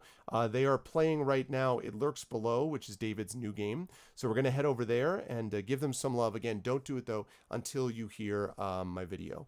As for me, that's going to do it for now. Thanks all to everyone who made this a wonderful stream. Thank you to my wonderful mods, Dragonspear and Shadow Mage and 10 of Clubs. Thank you to my wonderful subs, Dragonspear, Shadow Mage. Thank you to Echo Alpha X5, to Hillness Rock God, and Specchio. Thank you as well to 10 of Clubs for the Patreon support. I know a lot of you do the Patreon support as well. Thank you to Alligator Alley Brian. Again, thanks so much, Brian, for a wonderful system. Thank you to Brahms. Thank you to Commander Root, Dota Feeding. Thank you to ECAG, Electrical Longboard, Genly. Thank you to Jagtris, JLC, Laugh Love Indie. What's up, Laugh Love Indie? Thank you to Mage of More. Wonderful stuff again, Louise. Thank you so much. Thank you to Marimba Monk. Great stuff, Zach, as always. Thank you to Matmun Gaming. Thank you to Mr. Mano. Thank you to PKD Fan, Rala Song. Thank you to Senten. Thank you to Snow Sable, you Christensen, Uncle Elias, and Valerian Gamer. Thanks to my wonderful players. Thank you to all of you. And I will catch all of you people Saturday at 7 p.m. Eastern for the premiere, Session 1 of Curse of Strahd. But until then, thanks everyone. Love you all. Be good to each other. Have a good night.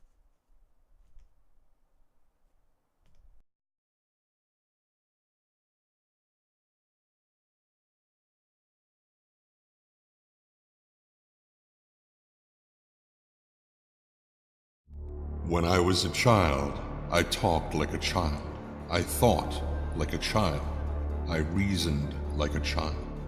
When I grew older, I set aside childish ways. Corinthians 13:11.